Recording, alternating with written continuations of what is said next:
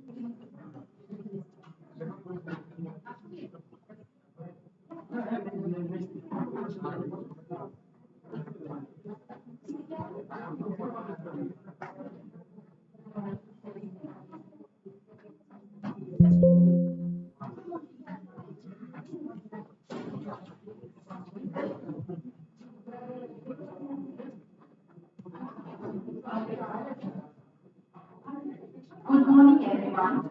I welcome you all to the second day of the ICSSR sponsored two-day international seminar on environmental issues, global politics, and India's leadership, historical perspectives, organized by the Department of History, Hindi Shift, under the aegis of IQAC, Banwari Media College, Asansol. We are extremely humbled and honored to have the presence of several invited speakers and keynote speakers amongst us. Without further delay, may I please request Honorable Principal Sir Professor Amitabh Boshu and our keynote speaker Professor Roman D'Souza to kindly come and sit on the stage. So please, can we have a round of applause for them?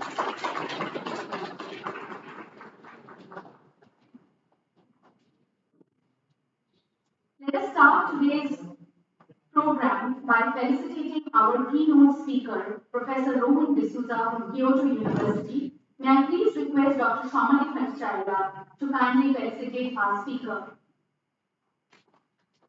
Can we continue with our applause and keep the enthusiasm in the hall going?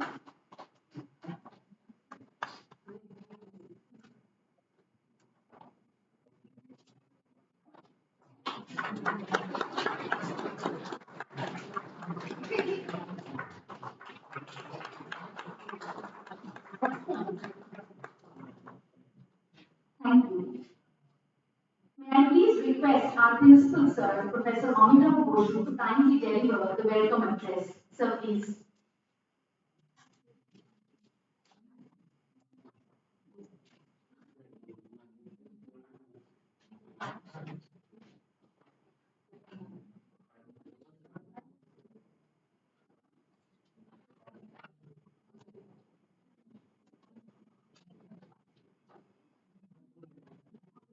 Thank you, Srini. Very good morning to all of you. Yesterday, in the introduction session, I have already told something about the topic. Today, our second day of our introduction seminar. Welcome to all of you. And heartily welcome, sir, Professor Rohan D'Souza, Kyoto University, Japan. Thank you very much, sir, for coming to our college, all the way from Japan. And we have a brief introduction in my chamber only also.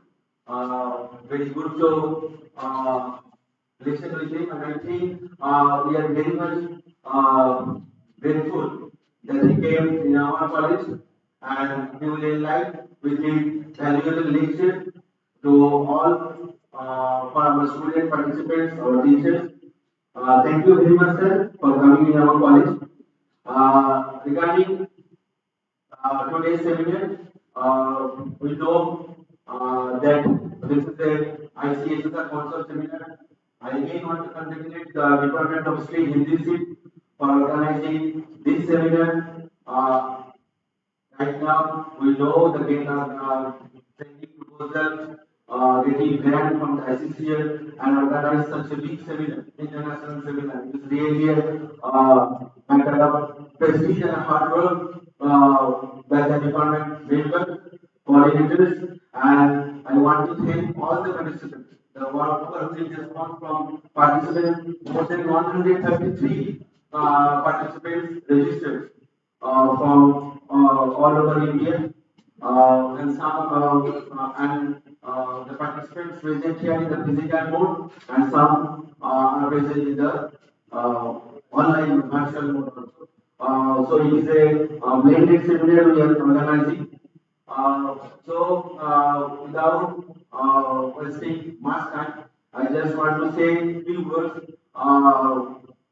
regarding our seminar. We all know this is a very important topic that we have chosen for our discussion seminar. Our environmental issues, sustainability, and the role of our government, the role of global leaders. There is no doubt right now we can count without any examination the situation. This topic is a global crisis. So it is not our local or our countries related to our country, it's a global crisis. So all concerned should think about how to save how to repair the damage we have already done to our environment. Yesterday only, I told that in our ancient India, I went from an ancient time here, in our MP, in our Ved Upanishad, in everything, they prescribe that maintain peace or coexistence with the nature.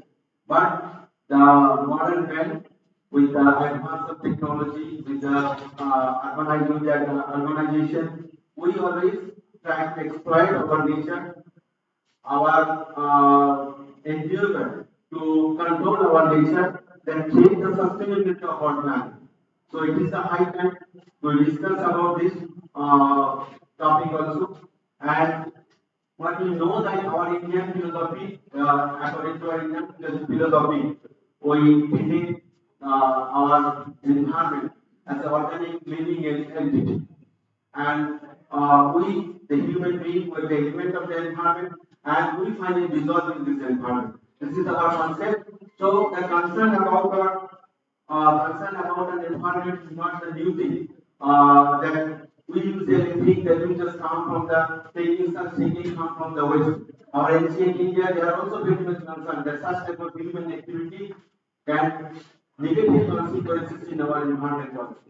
So, yesterday we have a lot of discussion regarding our G20 summit, our current Indian initiative for green initiative also. We know about the Biofuel Alliance. We know about the green trade initiative of our government to encourage our individual and the companies also. And yesterday I told about our 2030 goal to reach our non-fuel, non-fossil fuel electricity generation up to 500 gigawatt, and we will try to meet our total energy requirement from the renewable sources, 50% of our renewables from the renewable sources. These all are targets set by our country to reduce the carbon emission, and by yesterday I told that by the year 2070, this is our target to reach the net zero emission or net zero economics. What is the net zero economics? I have told that the total greenhouse gases emitted in our atmosphere is equal to the total greenhouse gases removed from the atmosphere. So this is our ambition to reach that net zero economics, net zero emission. So our government set the ambitious target, but the problem is that we all know our problem with our technology, with our infrastructure, with our investment. But at the same time, such challenges also open the opportunities in front of us in terms of innovation, in terms of international collaboration, and also investment in green initiative also. And one thing we all know that as we have a positive of fund, our country like India, it is not possible for us to use investment to our green initiative also. So we have to work on the innovation also. So we all know that just to give one example of the technology, right now our biometric observable identification that's changed the whole banking sector scenario also. So such type of innovation we have needed to cater the need of environment also. So with this, again I want to thank Professor Robert Isaja for coming here. I want to thank all the participants from other colleges, teachers from one college, the staff of college, and my dear students. I hope that it will be a enriching session for all of you. Thank you very much.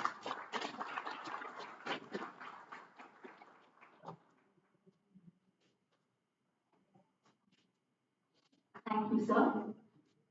We have with us Professor Prodip Kumar Dash from the Department of History, Kaji Nazrul University. May I please request him to come and sit on the stage? Sir, please.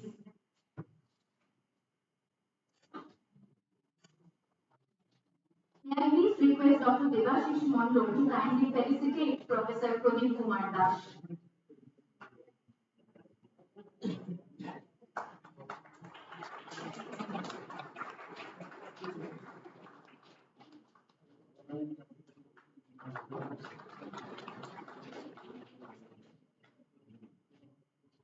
We shall now begin with the keynote address. Professor Rohan D'Souza is the professor at the Graduate School of Asian and African Area Studies, Kyoto University. He was awarded his PhD degree from Center for Historical Studies, Jawaharlal Nehru University, New Delhi. He was elected the General Secretary of the JNU Students' Union on the political platform of All India Students' Federation. He has been the principal investigator for several major projects and has been the recipient of the prestigious fellowship from the University of California, Berkeley. He has to his credit a multiple of national and international articles in review papers, journals, and he is the author of Drowned and Damned, Colonial Capitalism and Flood Control in Eastern India. Some of his selected edited volumes include The British Empire and the Natural World, Environmental Encounters in South Asia, The Commonwealth Forestry and Environmental History, Empire Forests, Colonial Environments in Africa, the Caribbean, South Asia, and New Zealand. We are extremely humbled and privileged to have him amongst us. May I please request Professor D'Souza to come up and deliver his keynote address. Sir, please.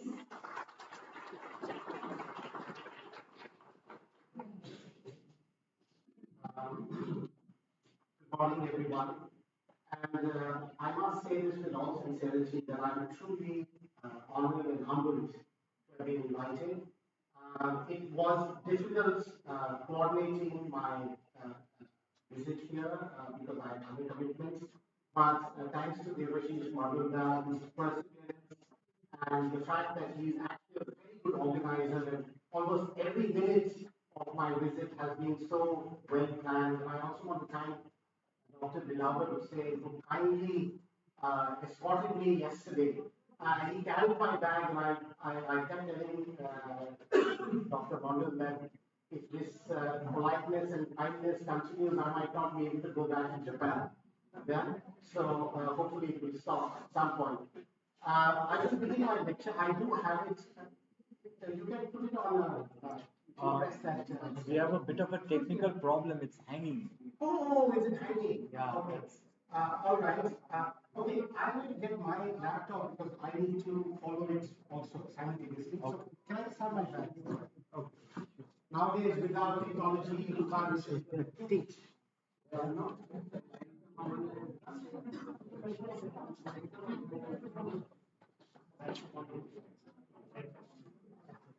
Okay, we'll put the light, dim the light. Yeah, so that everybody can. এই যে তলা দিয়ে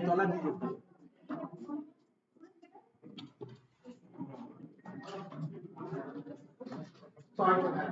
I'm করে যাচ্ছে। Okay.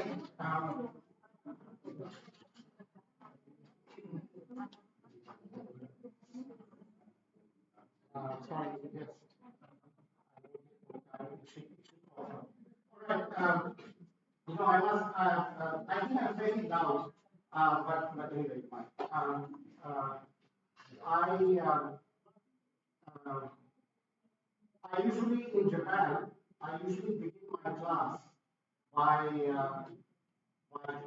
I have to begin in this way because many of my students in Japan, they take some time to understand English.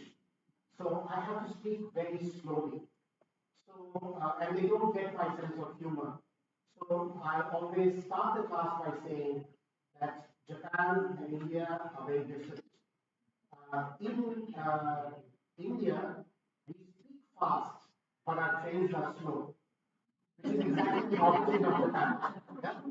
So that's the only joke they get for the next 6 months. Yeah. After that, usually it doesn't work. Yeah. So so forgive me if I speak slowly, but because this is now from habits. Yeah. I'm much faster than this, but I believe the bullet train is also coming to India, so I think another 2-3 years I might not have that joke. Yeah. All right. So then let me start. I'm very grateful to your principal. He gave a very broad, big picture of what the challenges are.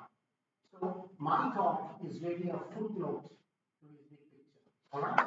So we can see that the title says environmental history and the making of the modern river in British India. How can you make rivers modern? Right? It's a good question to ask. And am I playing a bit of a trick here? So please be attentive to this word modern, because sometimes now, increasingly, many of us have a stronger sense of ancientness. And so we must, in order to understand that better, we must also know what it is that makes us truly modern. Yeah? All right? So keep focused on that word. All right. But before I start the next slide, I have to ask this. This is a very important question before every talk now. Why do you really need an education? Why do you need to come to the classroom when Mr. Google has everything, or Mrs. Google, and you have social media? Many of us are on WhatsApp groups, YouTube, Instagram, Facebook, and factually speaking, you can get whatever you want. Right? So why come to the classroom? Often, I don't know about today, but in my time, many of my teachers were not very exciting. Some of them were boring. Some, of course, were very good. But we all knew that if we did not go to the classroom, we would, of course, do badly in exams. That's true. But we would probably not learn. So my question, and I want to really ask this, and I'm very glad for the size of this room. Does anyone have any argument why we should go to college or school if we can have YouTube and we can have social media? Have you asked this question? Seriously. Anybody, any good argument why we should go to college? Because we have YouTube. What do you think? Okay, one argument is that social media is chaotic. But hey, I've been to college too. It's not less chaotic. Yeah. Okay. So it's a problem of degree, not of kind. But fundamentally, do we have an argument? I don't think you yes. Actually, whatever is present in social media already are not verified by experts. Anybody can post any video that way when you can get down. So I think it's always verified to justify whatever the articles are there in that actually correct. But that is an argument to make YouTube more responsible, not against it. I believe that it's important to come to the college for this different interaction with different people. You make a set of friends. Every India need learn teamwork. All these things are absent when it's. So now you're saying you're reducing, or not reducing, you're making education basically into a social. Absolutely. Socialization. So I would say, is that our best argument? Socialization. Okay. That doesn't happen with YouTube and WhatsApp. It doesn't happen. Sorry. Attachment. Okay. Oh, there's an argument. Look, Education makes us think critically, and social media gives us a lot of information. okay, you're very close. Sorry. That's sharing your knowledge. That happens at home, madam. My father used to do the same problem. I don't think, no offense. I think it's a good point. No offense. But can you move to the next slide? In the 1970s, there's, I mean, Pablo Picasso, I'm sure this is very well, everybody knows. Great artist and someone founded the Cubist movement. In the 1970s, he saw the early computer. And this is what he said about it. He said, computers are useless. This is before Facebook, before YouTube, everything. They can only be used once. Exactly the point you made. Yeah? All right. And so, increasingly, there is a sense that actually there's a lot of information out there as answers. But what's really missing is the big question: what is education? Yeah. So, can I trouble you all again and ask you, how do you define education? Ask the right questions. You should be here giving this lecture. Thank you. Actually, another way of looking at it is education is really about challenging common sense. If we had common sense, if common sense was enough, we don't need to go to college. Yeah, all right. So one of the things that an education system has to do is to upset common sense. One of the common sense about 60, 70 years ago, maybe 50, maybe 40, I don't know, I have to get the dates right here, was that women should not go through college because they get too many ideas and they should stay at home with it. Today, if you say this, I think UAP would be a light, what do you call it, law against you. You cannot say this anymore because we know it's actually evidentially, theoretically otherwise. That there is absolutely no reason for anyone to be staying home to tend the kitchen. Yeah?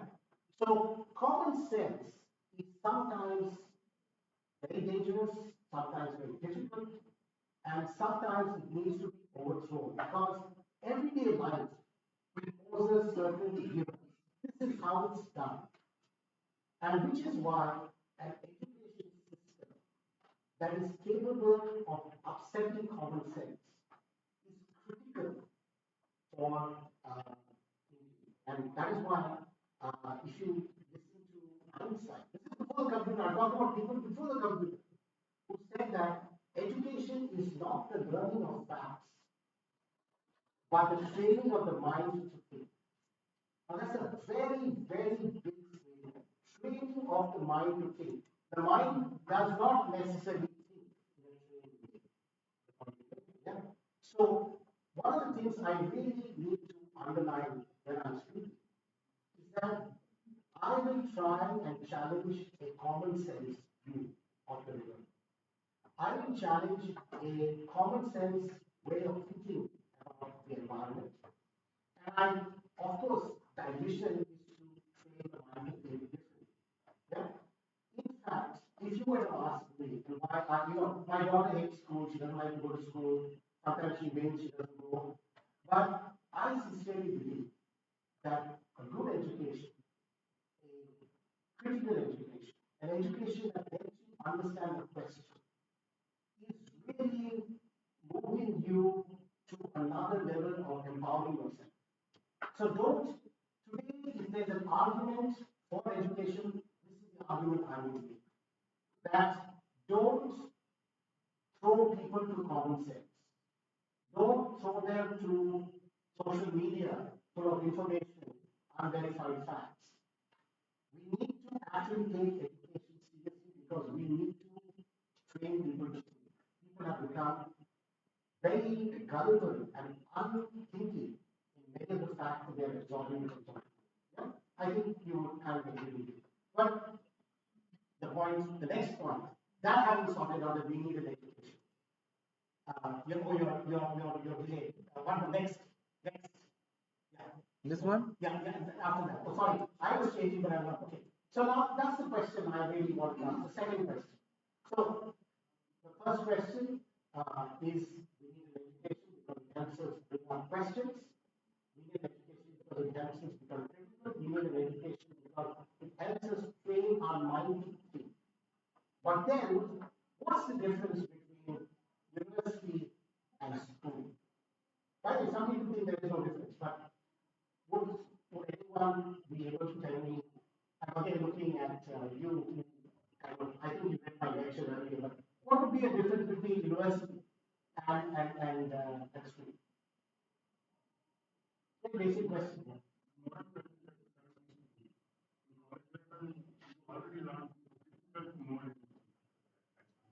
Okay. I believe school is spoon feeding and colleges you have to feed the spoon. Don't be so against young kids, man. What is school feeding? Come on, there is a big difference. You know, there is an argument that those who are very good at school are really bad in college and education and research. That schools should be weaning from colleges and universities. Right now, schools are being destroyed because of an emphasis on failure for college and university. There's a big argument.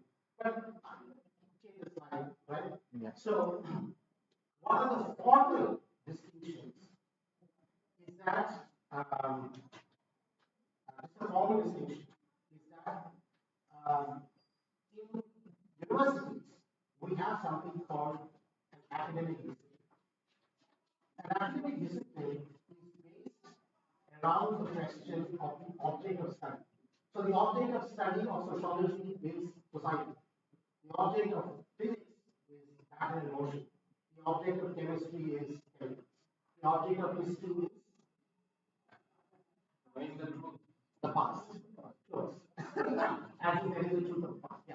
So what we do is we decide a discipline and we basically assemble all the questions, all the theories, all the concepts around the question. So all the concepts, all the questions, all the theories around the question of the past is taught in history. While in school, we have subjects and we have learning, which is more factual. School is supposed to prepare you for becoming a citizen. Basic skills, count, little bit of whatever you understand here, but it's not really discipline-based teaching, which is why history in school is the most devastatingly boring subject ever. I mean, it's like a bunch of facts, dates, wars, kings, queens, dying, heroes, triumph, defeat. That's it. It's how much the comics without the humor and the noise. I like it. But in university, we don't study facts or history. We study historians. We don't study history. Every historian and his or her profound understanding of the past.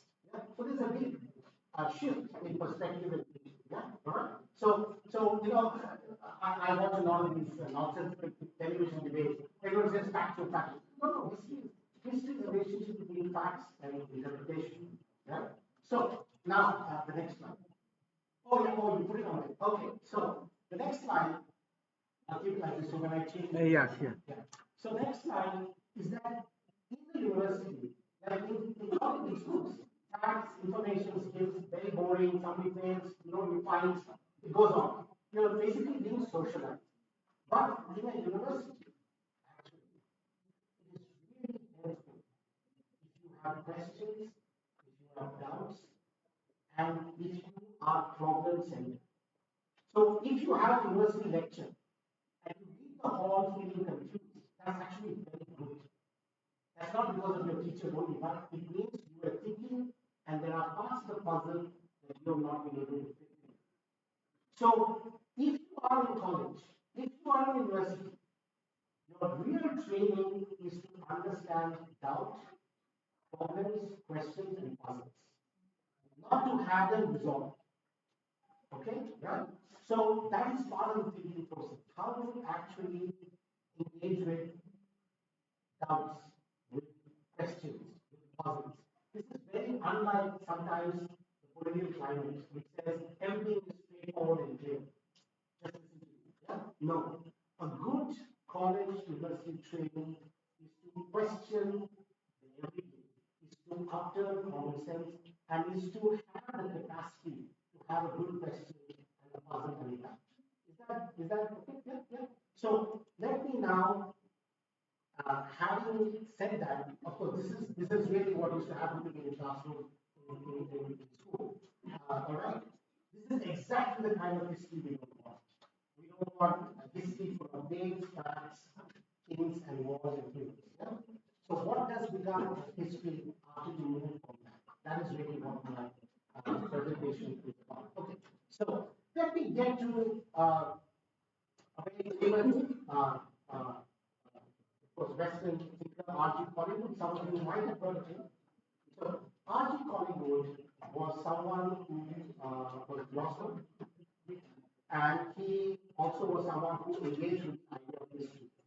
And he said something quite unique, in the sense that he was very keen to separate our understanding of history from science.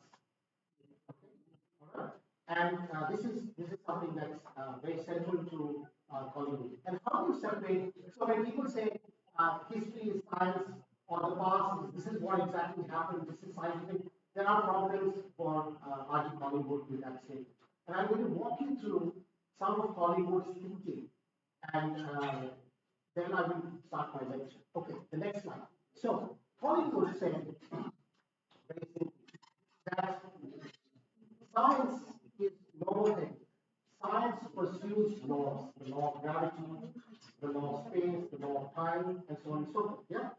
And science is about discovering that. So if we bring someone from the physics department here, or we bring someone from the chemistry department, they will tell you that what they're trying to study is the laws of science, which is to say that they're looking for universals, that the law of gravity should hold in India as it should hold in Europe. Yeah?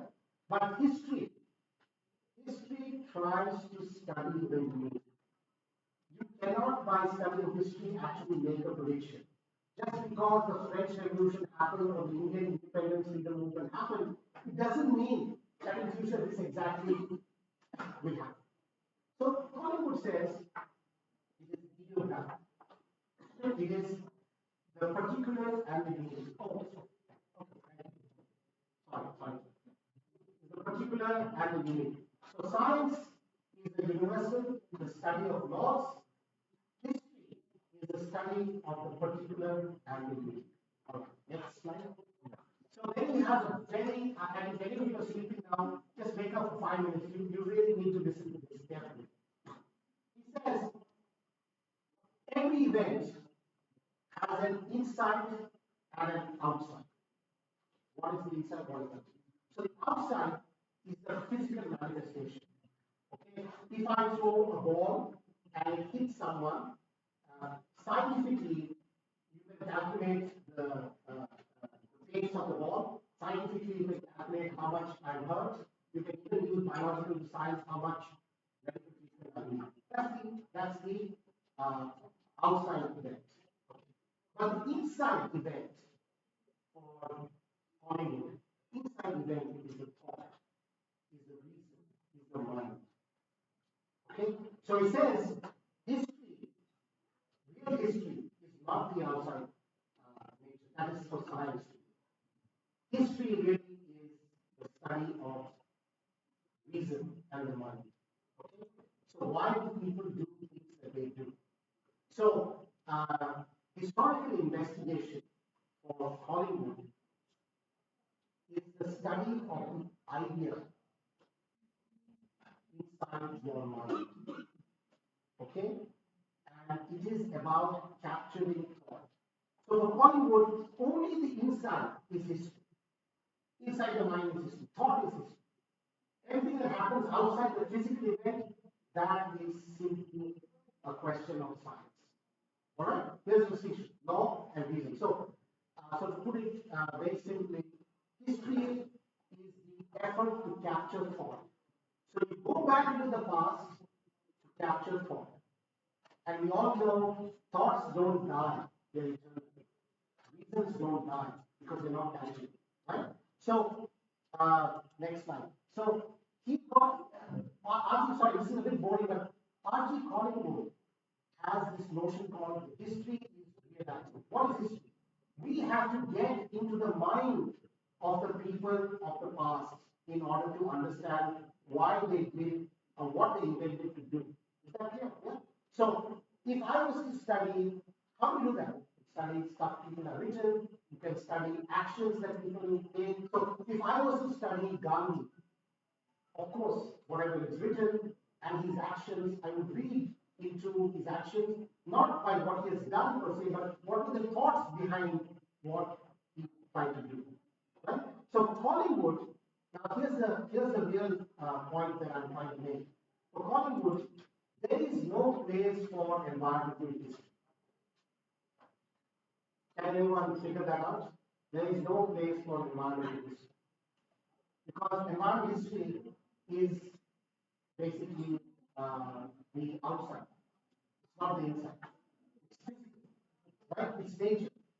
Did everyone get that point? Yeah. So what I'm trying to say is that persons like myself who claim to be environmental historians, by Collingwood's reasoning, this field should not exist. Okay? So if I'm supposed to be standing here to be giving a lecture and no less great a task than a keynote address, to say that I'm an environmental historian is to go against the grain of what Collingwood has said.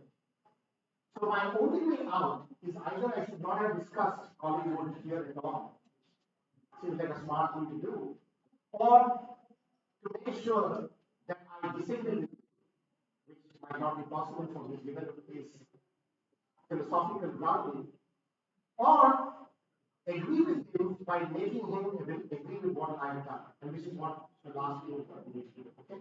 So let me go to the next slide. Now this is what environmental historians are saying.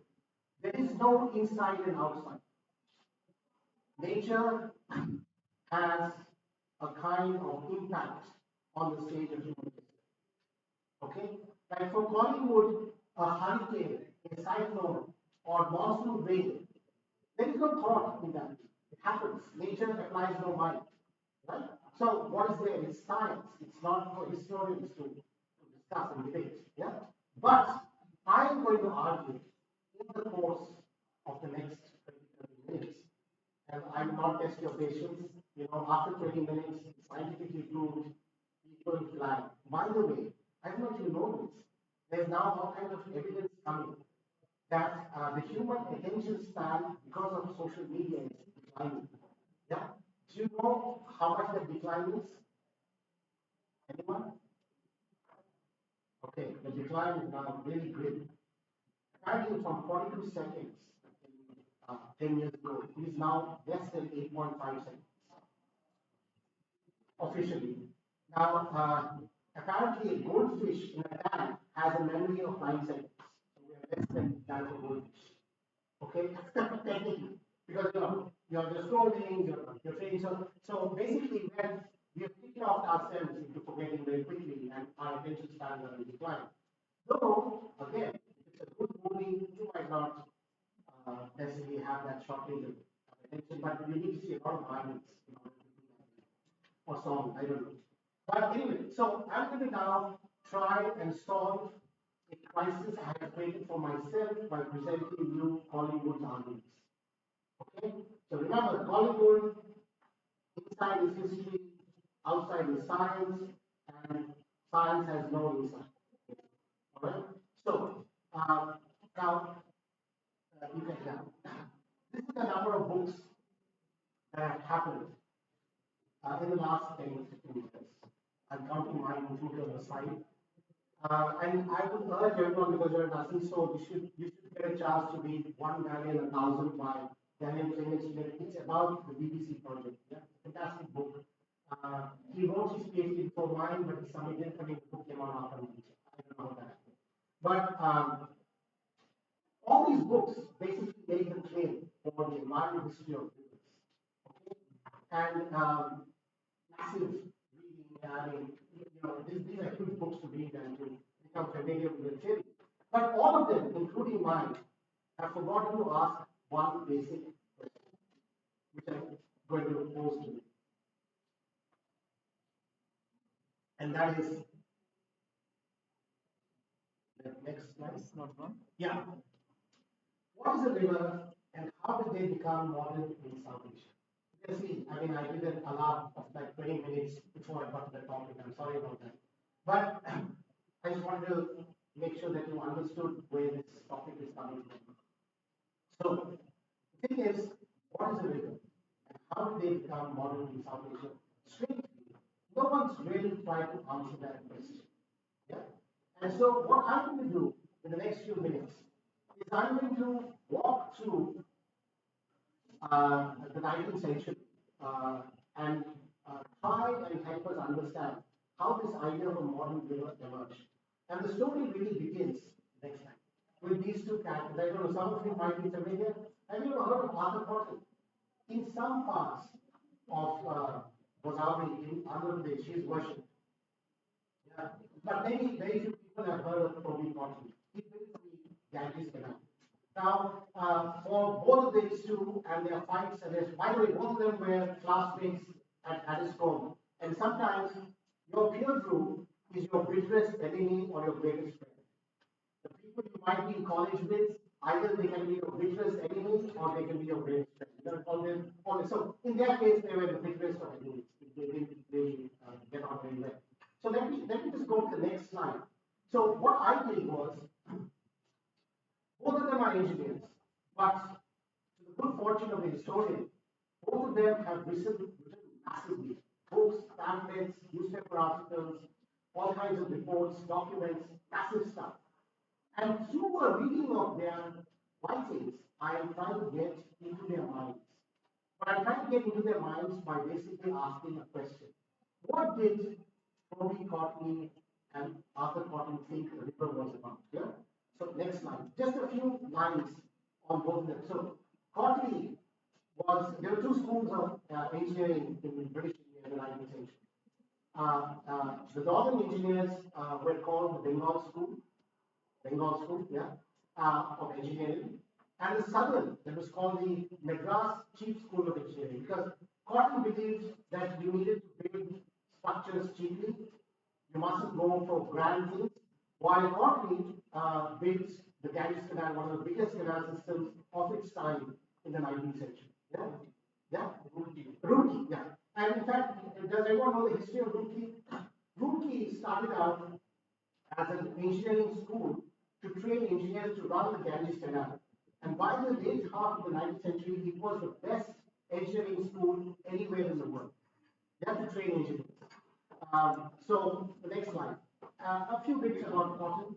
So Cotton will be anchored in Godavari, in Krishna River, and in this place also. Krishna, Godavari and Krishna and Kaveri.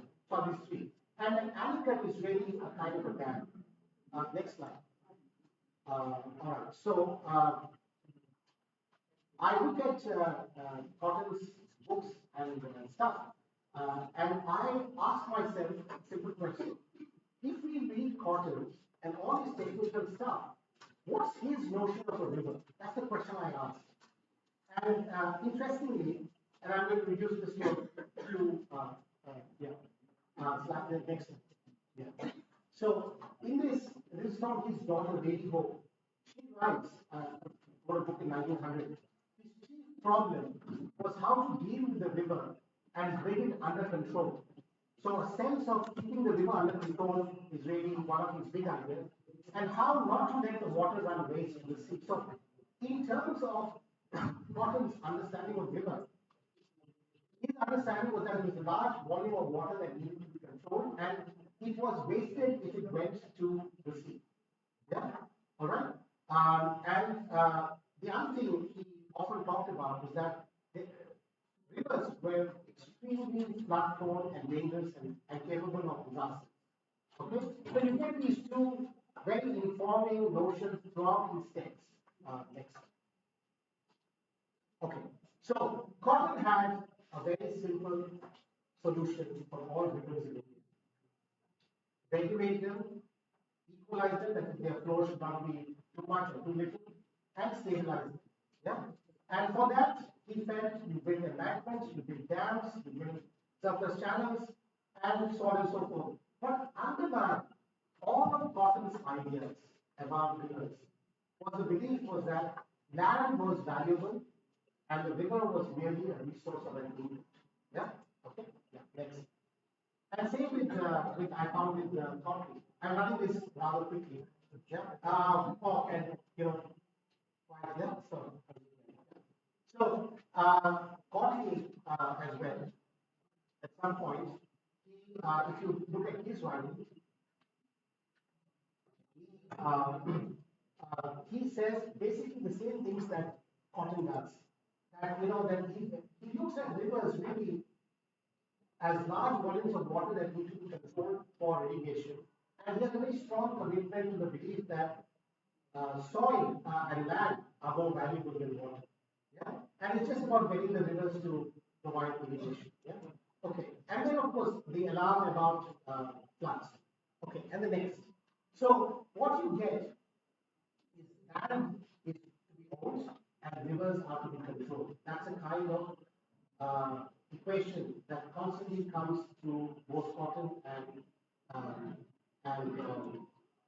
Courtney. Yeah, just next one. So, what is very interesting for both of us, though, for all of us, is that Cotton and Courtney had a big fight between 1862 and 1865. There's lots of reasons for that. I won't bore you with all those details. But because they had a big fight, both wrote huge criticisms of each other. They wrote documents, they wrote newspaper articles, they submitted all kinds of appeals, and they tried to basically criticize each other because of their engineering. Next slide. But for me, what is interesting in all their disagreements is something that is very common, and that is that if you look at how they understood the rivers, they understood it mathematically. Suddenly, in South Asia, in India, there emerges the idea that rivers are nothing but numbers. They are nothing but quantities. They are nothing but bodies. And who are, of course, so what you get from them is slopes, that is what's the gradient of the river, and you get the volume. And so, in a very strange way, all of these rivers lose their uniqueness. They are all comparable, right? Because you can see how much water is in them and what is their slope. Sorry, next slide. So this is what is the idea. Like if you were to go today to any engineering college in India that deals with river control, this is basically the equation for the river. It is Q6 because irrigation water is called Q6, and it is megawatt because it generates electricity. So Q6 plus megawatt is equal to river. Okay, so you get volume, gradient, mathematical measurement, and universal principle. The river is run by human. So we are getting a very outside notion of the river. Yeah, all right.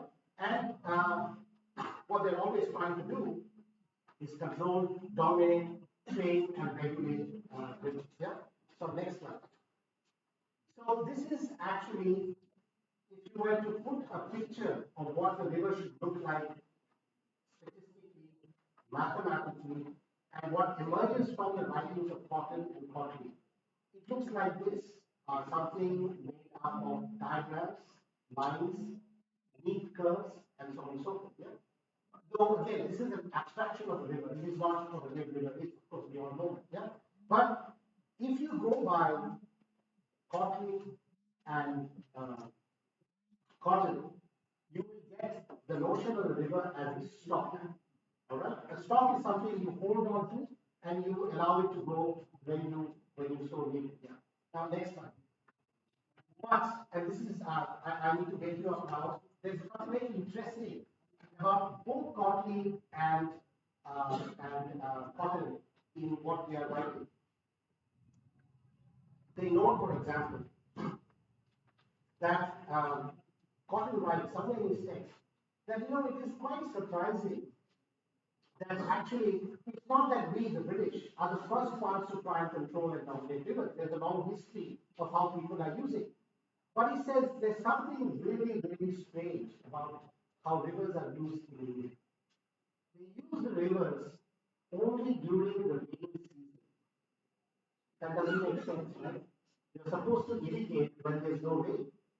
Says no, they made use of the river only during the rains when the waters were least wanted. So he found this very odd that from all his engagement with the local communities, he's finding that they use the rivers only during the rains. And Cotley arrives at the same understanding, says a variety of specimens of canals, the method of irrigation was perfectly understood by locals. But hey, they use the rivers only during the rains. So we have a problem here. We have engineers from Europe who are coming by, they are building infrastructure, and they are saying that the rivers in India are used only during the rains. Yeah. Oh, please, can that stop, please? Yeah. Thank you. All right, sorry. So we have a very strange aspect of this whole project. Yeah. Next slide. And what Courtney and Cotton are actually referring to, which they thought was not something serious, was something called an inundation canal. And we have one drawing of this by Sitaram in 1810, this is somewhere around the Punjab area. And this channel by Ali Madan Khan. So the Mughals did all these inundation canals. Okay? And this was completely different than the canal systems that the British built. The British built something called perennial canals, which is you build a wire or a barrage, you hold back the water into a big pond, and then you take that water only when you need it, usually in the dry season, right? But the inundation canal is designed precisely to take the water during the rains. Okay, are you getting the difference technically speaking? Only when it rains, the water is taken from these canal systems, which is kind of weird. By the way, all of this is observed, is documented, it is understood, but nobody actually takes it seriously by Cotton and Cotton. All right. So next. Okay. So the next slide. Now, William Wilcox, another engineer, brings all these doubts, questions, and mysteries together in a book, in a series of lectures he gives here in Bengal in the 1928, 1939, 1932. And he said something quite incredible. He said irrigation was for the red silt rather than water. He said people irrigated not for the water, they wanted the red silt, the manure. He said that they would cut into the banks of the river, and then the fish and the eggs would come with that, yeah, and they would bring the red soil, and so the land was fertilized because of irrigation, because of the cuts made into the land. Okay, so here William Wilcox went on to say that actually we have done a great mistake by modern engineering. If we had learned these techniques of the local communities of tapping into rivers during rains, then the land would be built up, there would be fish eggs, there would be fish, and the nutrition of the soil would be greatly enhanced. And Wilcox, then the next slide, said something even more greater, that inundation irrigation was an art, not a science. Are we coming close now to what Hollywood actually created a strong line? That actually inundation irrigation was an art form. It was not a science. Why was it an art form? Because it depended on the experience of the local community. They would take a call when to tap the river during floods. If it is a ferocious flood, you don't cut into the banks. When it is the right time of the flood, that's when you cut into the banks. Yeah, and that's when you then bring the silt and the fish eggs into your feed. So, inundation irrigation did not depend on universal science. It depended on local experience and local understanding and knowledge. So, if you are training to be an engineer, you deal with permanent equations, universal ideas of knowledge. But if you are a local cultivator, you must know your own locality. Right? So there's a big difference. So the local understanding is actually an art form, not even a science. Okay? So we now have these two contrasting notions of what a river is. That is, for Cotley and Cotton, flooding is a problem. For William Wilcox, flooding is a good thing. They are contrasts. Yeah? Now let's go to the next slide. So what you get is river as flow. That's the picture. You get a river as storm in neat diagrams. You get something chaotic like how your Bengal rivers look. This is a river as flows. This is the kind of imagination that someone like William Wilcox would have of the rivers. Next slide. So in 1867, another very interesting moment happens. The Secretary of State for India sends a letter to the Madras government, calling their attention to communication from someone known as Sir Arthur Cotton, who feared injury to the coast fisheries, from irrigation works constructed along the east coast. Suddenly, everyone is saying, wait a minute, are they fishing the river or not? Yeah, and so next slide. So they hired Francis Day to do a study and to figure out whether all these constructions of wires and barrages are impacting fisheries. And Francis Day did something that no one before him did. He asked, next slide, he asked, let's try and understand the river as the home of the fish. Let's look at breeding, let's look at migration, let's look at connectivity, let's look at different kinds of pulse regime.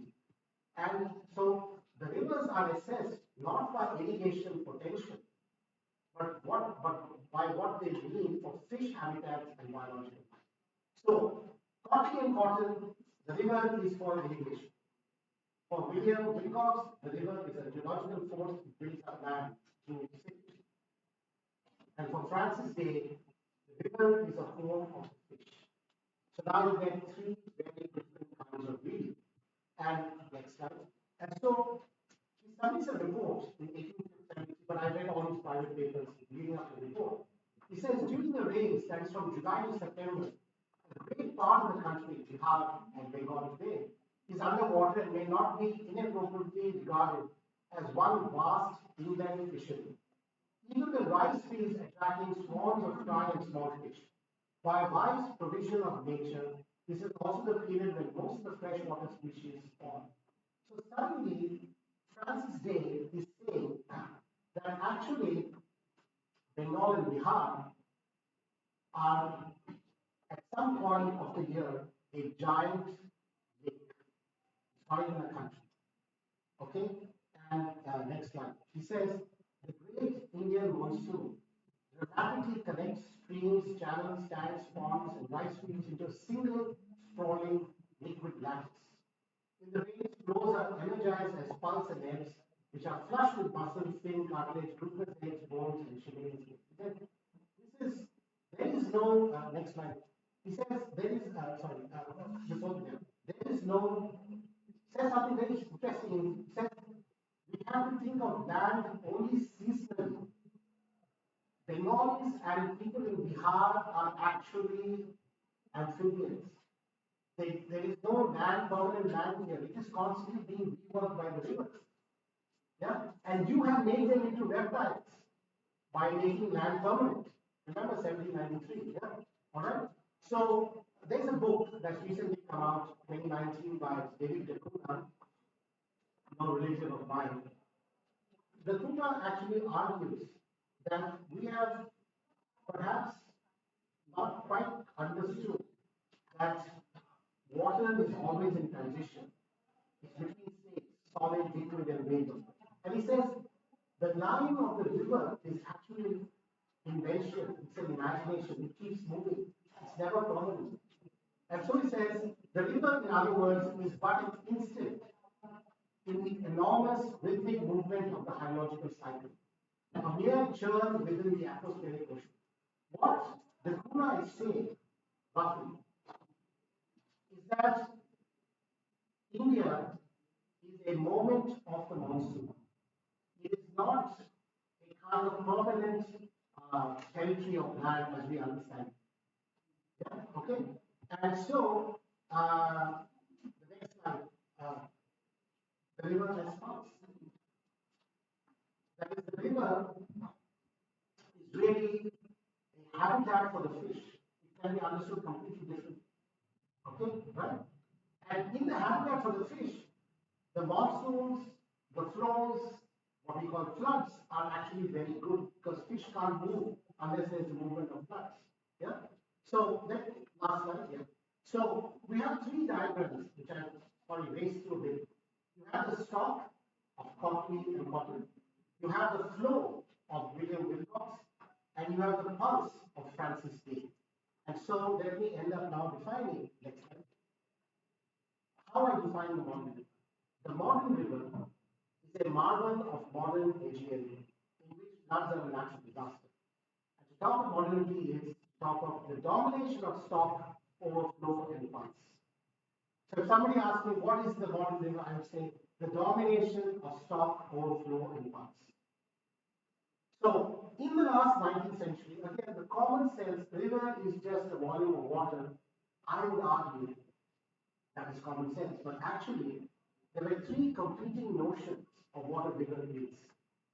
And it became modern because the stock idea of a river as mathematics, as statistics, as simply volume in a gradient of flow, that notion dominates the notion of river as flow and as pulse. Flow is that it is a geomorphological process, moves things and soil around, and pulse because it is the habitat for fish.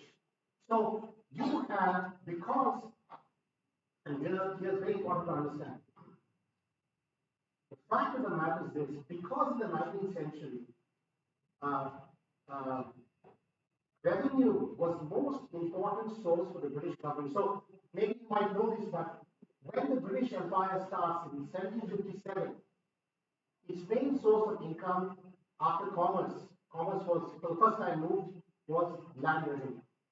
And it held on to that land revenue till 1924 was the dominant income of the British Empire.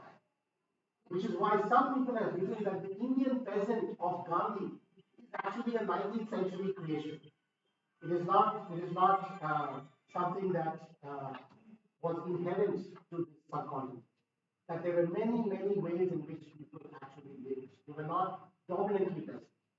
There were forest communities, there were subsistence cultivators, there were warriors, there were traders, huge complexity of social possibilities. But the British basically fine-tuned it into a land of peasants, which then Gandhi imagines as the eternal peasant. Yeah? And which actually the peasant for whom the land is the most valuable and the river is only a resource. And actually, if you got into the history of rivers, then you understand that actually that is not the case. The rivers are constantly moving, and much of Bengal and Bihar, to be understood poetically and to be understood scientifically and accurately, is but a moment in the day. When the monsoon comes, it readjusts the relationship between land and rivers. Yeah? So we go to the Kudu. So let me now just to the last. Oh, okay, you want to shift. I just to come back again to this slide. There's a fabulous book by Laura. I always forget the last name. Scheibinger. It's a tough name for me to remember. Laura Scheibinger. It's called Plants and Empire. The whole first introduction, she discusses something called agmatology. the study of culturally induced ignorance. Okay? She writes there, rather than refocus the question about how we should know, come back again to social media, how we should know, to include questions about what we do not know and why not. What is it that we don't know? And why don't we know what we don't know? Now, to reframe the question. So that's called agnotology. And the next slide. So I use that ignorance is often not merely the absence of knowledge, but an outcome of a cultural and political struggle. You get that? It's an outcome of a cultural and political struggle. The struggle to make you forget that rivers are a pulse, that rivers are a flow, that Bengal and Bihar are a moment in the brain. It didn't just happen. It had to do with the emergence of land revenue. It had to do with the emergence of the 1793 permanent settlement. It had to do with the emergence of colonialism, of empire, in which they have constructed a notion of India that has become common sense. Are you getting what I'm saying? Yeah. So colonial engineering produced ignorance through its political assumptions about land. Okay, so I've sort of taken you into a very complex way of thinking, in my opinion, that we start from the problem the inside outside, and we emerge outside of it, or we emerge out of it with the problem of ignorance. That is to say that sometimes it's more important for us to figure out why we don't know than what we know. Yeah, I'm getting the point. So we have been schooled into a notion of engineering about rivers without fundamentally understanding its links to colonialism or to property and revenue in land. And you have all these environmental historians who are challenging that common sense and telling you that our notion of India that we assume and celebrate is actually something that can be upturned if we challenge the history about it. Yeah? And the only way to do it, last slide, is not by disagreeing with Collingwood, but by telling Collingwood that the outside is the inside, and the inside is the outside. Yeah? Did that make sense? Yeah? Right? So what I'm trying to say is that at some level, nature is culture. At some level, the politics of that culture allows you access to nature. At another level, I'm trying to say that our ignorance is produced. It is not the absence of not knowing. All right? Okay? It is the frame that's put on you that excludes the rest. Yeah? And so I should end by thanking you. I hope I have thrown some problems for your consideration. And I'd love to take questions. But before I end, I just it's very important that I don't forget this. I am not making a case for a return to some great past. All right? I am not saying let's dismantle the Ganges Canal, dismantle all the embankments. Let's go back to William Wilcox or let's rethink what Francis did. I am saying that these ingredients about the past are a new way of formulating different possible futures. Yeah? I'm not a traditionalist. I am very much committed to the idea of the modern. I'm very much convinced that the past is an ingredient in how you shape future possibilities. And that it is impossible, there is, I don't know if you, because at least I have, Einstein had notion of time. For Einstein, time is a block. Very strangely, it's not time as a block, in which, theoretically speaking, you can go back. For example, theoretically. But we don't have enough energy to go back. If we had enough energy, we could go back potentially for Einstein. Yeah? For quantum physicists, that's not the case. And for complexity theory and chaos theory, I can answer. That's not the case. That time is an average, moves forward, can't go back. Yeah? Okay. So I'm not making the case here for a great past. I'm only trying to argue how change happens, and now given the context and circumstances, including many of us who have bought property, by the way, who don't want it to go back to the river, yeah? I'm not making the case for the past. I'm just simply saying we have to be very, very attentive about our ignorance if you want to move forward. Yeah? Okay. Thank you. Thank you for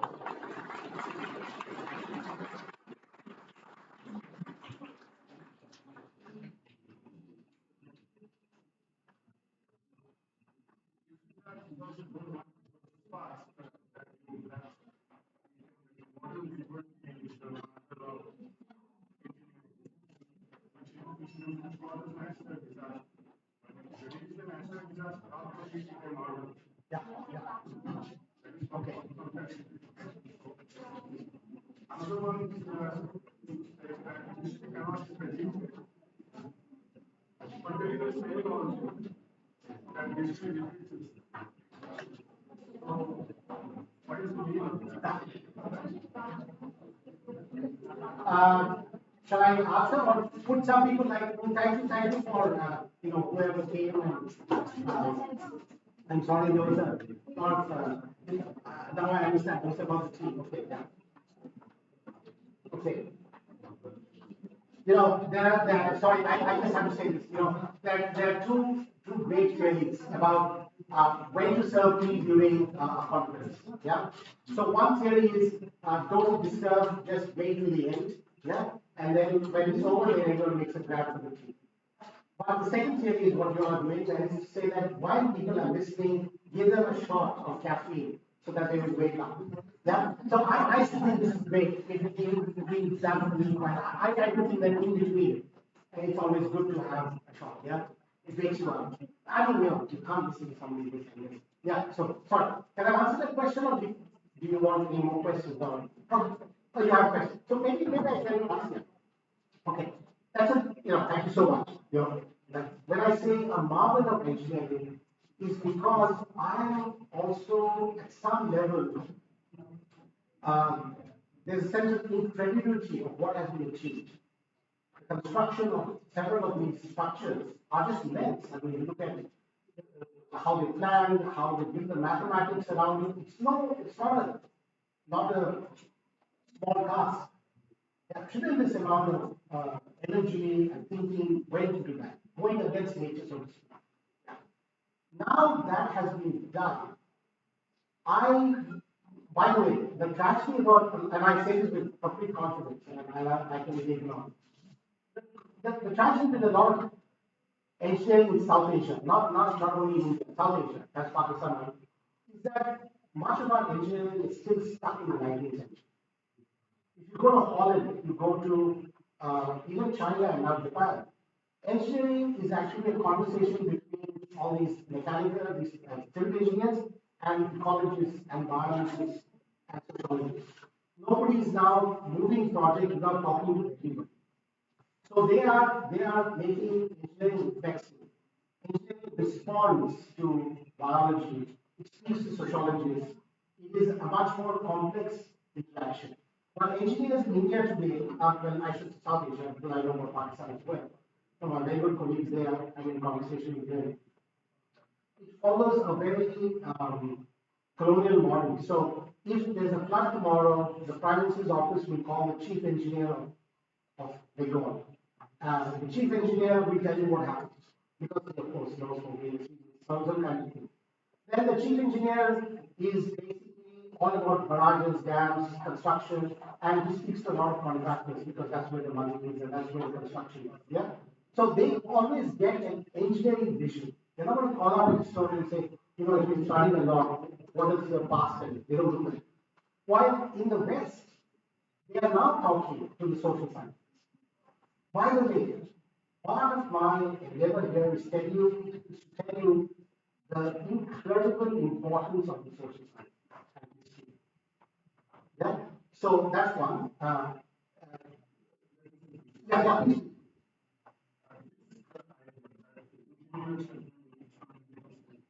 They're also destroying. One of the examples is that in forestry, Yeah, if you go and see West Bengal Forest Service, 80% of them are seniors, yeah, and they don't have an idea about the biodiversity or something like that. yeah, So when you go to the forest, they construct or road over there in the middle or something, some construction work is going on. yeah, They don't even what plants they are cutting or whether they are destroying biodiversity. Why they do? In the name of afforestation, they do all of it. They plant sometimes a single plant that is being, and the result is to balance the diamond that has yeah, been yeah. destroyed. Goes on where the because there should be a balance, but the same that you mentioned, other countries that are going to solve this and balance is but in our country, what we doing like that. True, but I would also say this part, maybe there's a difference in our styles. I like incorporation. I don't want to give up engineering knowledge. But I want it to be repurposed. Yeah. But you know, listen, we're not helpless before politics. We are also part of that process. We have to figure out our ways to convince them to listen to us. Yeah. So yeah, so we can't just say everything in politics is bad. I think it's important. Yeah, yeah. Yeah. Now there was the second part of your question. Does history repeat itself? You know, I haven't seen it happen anywhere, but other than rhetorically. But we say that because we don't want to repeat mistakes of the past. Sometimes we can make the same stupid mistake. Yeah, that also happens. But but the whole idea, no, history is not written. That much I can rest assured. Got it? And even 2024 is not written. So relax. Let's, we don't know the future. Yeah. Right. I would just like to have your thought, like you concluded on the note that it's the domination of the stock on the pulse and the flow. Yeah. So given the climate change induced threats and the increasing anthropogenic stressors, Yeah. so do you believe that there will be a shift in this thought? I just want to know your take on this. Okay, actually, I'm going to be speaking something on this tomorrow at Aliyah University. Yeah. Okay. I'm someone who thinks that we should now only be discussing the history of the environment history. Okay, because the Earth system, the whole climate regime has shifted profoundly. And some of the histories that we're now doing, those won't make sense in the years to come. Yeah? So it will become a history of our history. Okay? I get your point. While actually right now, given the shifts in the Earth system, what Earth system is different from environment. Okay, so I'll be speaking about it tomorrow actually. But when I have stuff, I can always send you there. So you're right in the sense that with the same assumptions, we can't address our current challenges. You have to change your assumptions. Yeah, right? I have a very stupid No, question. please. It should be supposed to be asked in the school, but I would like to have this in a new perspective. Why do we need to study history? Oh, great. All right. Okay, that did caught me. All right. But it's caught me for a different sense because I could give you various kinds of answers. This is something all of you all should I mean because I've been teaching I used to teach in an engineering university, and everyone who came to my class, they would be very impatient because there were all these young happening guys who were looking to get lots of money in IT, and they were forced to do this. So when they came to my class in the morning, you could already see that they had to shut the plug, just off, no listing, just dead alive, kind of attitude. So my task was to try and insult their ideas about engineering. So I would start by saying, okay, all engineers, yes, now all mostly South India, I don't know why. And I would say, how many of you guys hate politics? And then everybody's hand would go up. That's okay, fine. How many of you guys love democracy? And something like 60% of the hands would go up. And there were many who did not like it and hated politics. Then I'd say, okay, listen, there's a problem with what you've done. You can't hate politics and love democracy. Okay, because democracy needs political responsibility. By the way, the word idiot comes from the Greek word idios, which refers to the people who did not take their political duties seriously. Because everyone had to vote. Yeah? So it was incumbent to be political. Yeah? It was not an option. So the point I was trying to make to them is that why is this contradiction emerged? It emerged because you don't have an understanding of the social sciences. You build bridges. History builds what? It builds nations. If you look at the emergence of the idea of history in the 19th century, it was precisely to create national communities. Right? Okay? So, what is the use of history is that if you want a national community, you have to be very serious about history. Because without history, or with histories that prove to be difficult to having a national community, you can have a crisis of imagination. So in a way, it's like a pavement to the future, what we want. The idea of the nation, some people maintain, is also, how do you put it? The idea of the nation is also not eternal as we understand. Yeah, we go to different understandings, right? Yeah, but so history, the minute you don't have a sense of history, you don't have an idea of the nation. And that's why you got to get your idea of history helpful. I'm not saying correct, it has to be helpful. So, okay, you know the emergence of the public university, when modern university, when does it emerge? Anybody knows? Not, I don't talk about Nalanda and Asian, that's it. The modern idea of the modern university, anybody? No. Those are ancient. There is no comparison. The modern university is a 19th century product. It emerges with William, sorry? Germany. William von Humboldt. So William von Humboldt actually formulates the modern university. What does he say? He says nations are not evident. You have to create them. And to create them, you need a certain kind of democracy. Thank you for your question. You need a certain kind of democracy. The role of the modern university is to create a citizen. And that's why the modern university was civics, history, sociology, social sciences. It was to create citizens for the nation. In India, all public universities were about creating citizens for the modern nation. Private universities create consumers for the market. So, when you go into a private university, the meter is switched on. This is your loan, this is your job option to pay it back. Public universities are not, it is to create citizens. What is the citizen? The citizen is to defend the idea of India. Right? So you cannot rubbish social sciences. And when you degrade the social sciences, you degrade history, you degrade civics, you degrade political science, you are losing the idea of citizenship. And if you are no citizenship, you are full of consumers. You don't have a nation. So it's more like to have a better awareness of the present. You need history. It is constructing the imagination of a nation. Okay? For that, you need a sense of the past. And that past is not a dice game.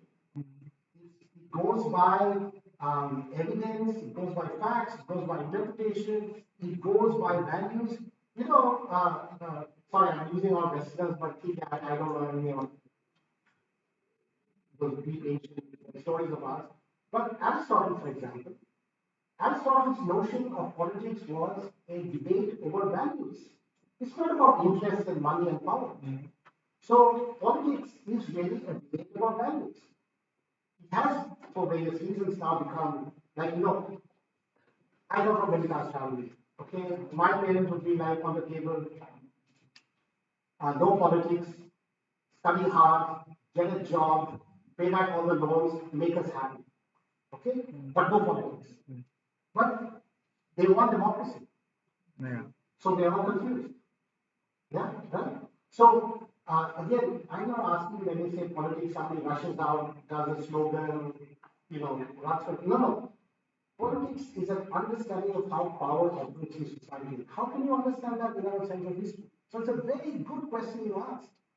And asked with the strength and power and curiosity of a child, which is fantastic. That's the way it should be asked. No, I'm serious. No, actually, it was not meant to demean history. It's No, like I wanted a new perspective no, on it. and this is exactly how it should be slipped. It should be asked in a way, because right now, I do believe we are at a point where we have to question a lot of givens, many assumptions.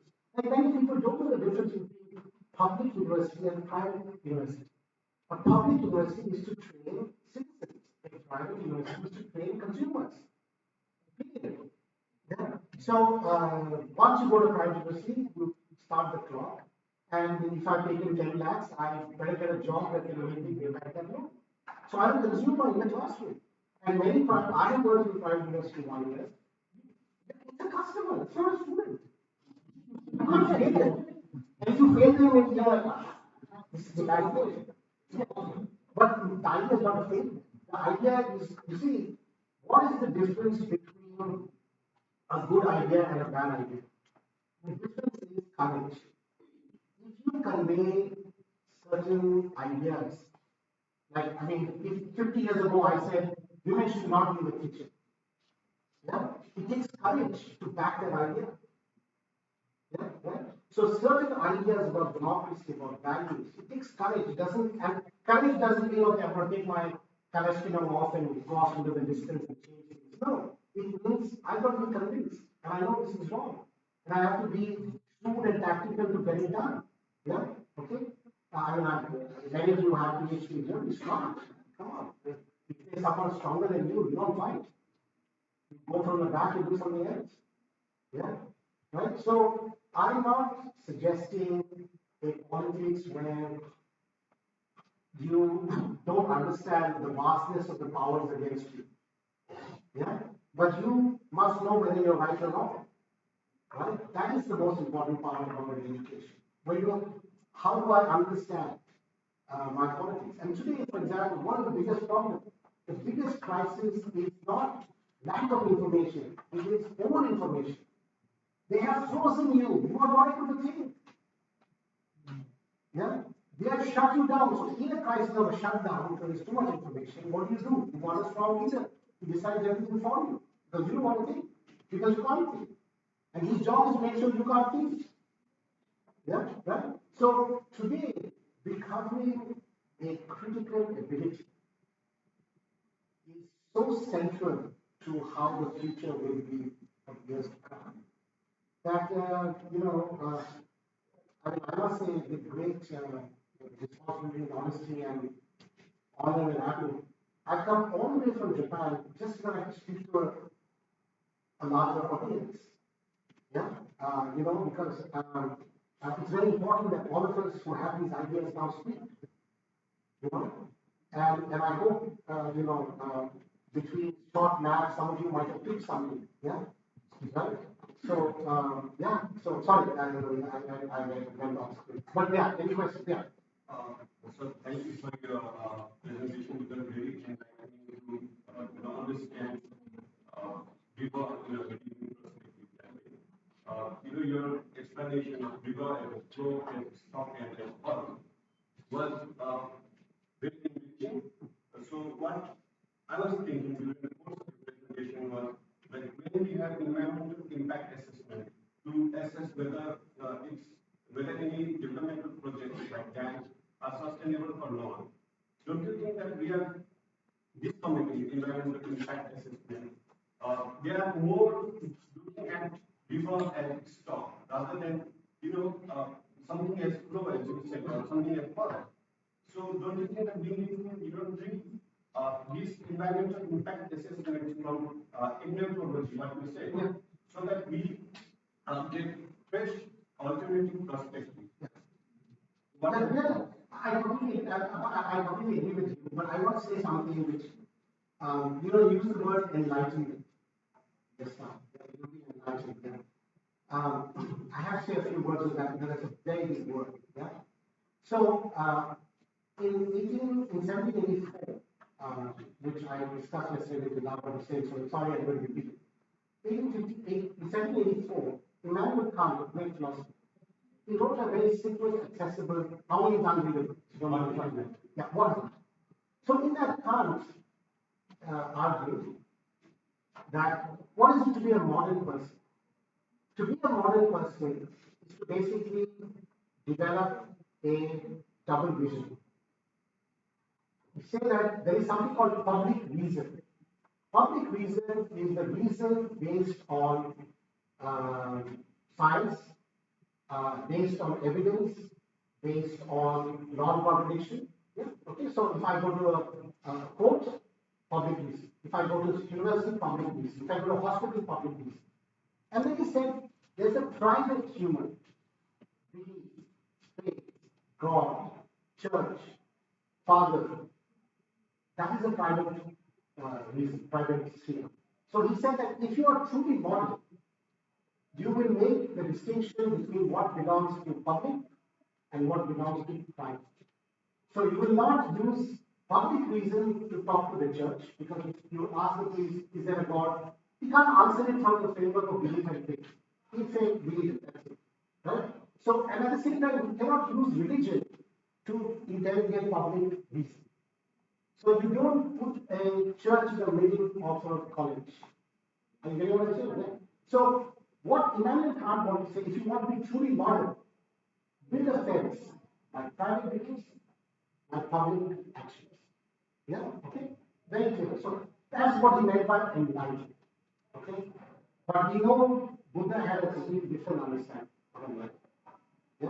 Right? Or say according to the Vedas, moksha. Yeah? Right? So you free yourself from the cycle of life and suffering. So I hope you mean it in the Kantian sense. Right? Of course. Yeah. So now if you put it that way, environmental impact assessment, in my opinion, because I've dealt with that long time, depends what outcome you want. You can get the numbers whichever way you want. You can get the numbers that say sustainable, and you can get the numbers that say unsustainable. It is a complete political treatise, start to finish. It is actually a lot of jobs for consultancies. It is a lot of wish-wash for the courts, which cannot actually comprehend. I mean, there might be a certain nala that might give you fish, that might give you grass, that might keep the temperature at a certain level. They can't factor that in. You see, right? So, when you say build a dam, what is a large dam? A large dam is nothing but the transfer of a local resource to, I should say, a local endowment to a powerful constituency. Actually, I define it as it's the transformation of a local endowment into a resource in order to be transferred to a more powerful constituency. That's all that's happening. Now, whether you use EIA or not, that's up to you. Yeah? But there are people who use EIA strategically, politically, to argue the case here. We have to preserve this bird. So don't do that. And sometimes they do also. So understand it as a tactical, political maneuver rather than something on science. Yeah, so it's very interesting that you use the word enlightenment in this context. Yeah, right. So yeah, anyway. I hope. Yeah. Okay. Yes. Yeah. So, we know that the country India has a vast historical civilization and we are usually travel. Yeah. But my question is that do we need to change our historical perspective? Or do we need to transform our perspective in terms of history? That our country has a world civilization. And so why we always say that our history is fixed? Is it really thinking of the legacy or is it really thinking of the perspective? Okay, there are several ways for me to answer that question. Yeah? One is, what does it mean to be proud? Proud of what? Yeah? I mean, can I be proud without a past or without a history? There's a good set of questions that can emerge. But I want to ask you another question in a slightly different way. Suppose I was a 5-year-old boy, which was a very long time ago, and I saw a red balloon. It would have appeared magical to me at 5. At 12, that same memory means something totally, right? At 22, completely, and so on and so forth. And then we take the add age, and by 55, I forgot. Okay? Now, the point I'm trying to make is that, was I wrong at the age of 12 about the balloon? Was I right at the age of 5? Was I okay with it at 32? Every perspective deepens the meaning at different levels. Okay? Now, history is a way of understanding change. If there is no change, there is no history. Very simple, yeah? So, there is no past that is frozen out there that happened and it's just like a block of ice. No. Every point in your life, the past will appear different. Different historians will make different meanings of the past. Yeah? And sometimes I'm not too sure whether the word proud is the most helpful way. Okay? Right? To look at the past. I can be very proud of my daughter winning the Nobel Prize. I can be very proud of my countrymen winning the Nobel Prize. I can be very proud of various achievements by many people. Yeah? But I don't know if history is the right term proud. I can say this much that a helpful understanding of the past might make me a better person. A helpful understanding of India's subcontinental past might make us a better person. Yeah? Now, for example,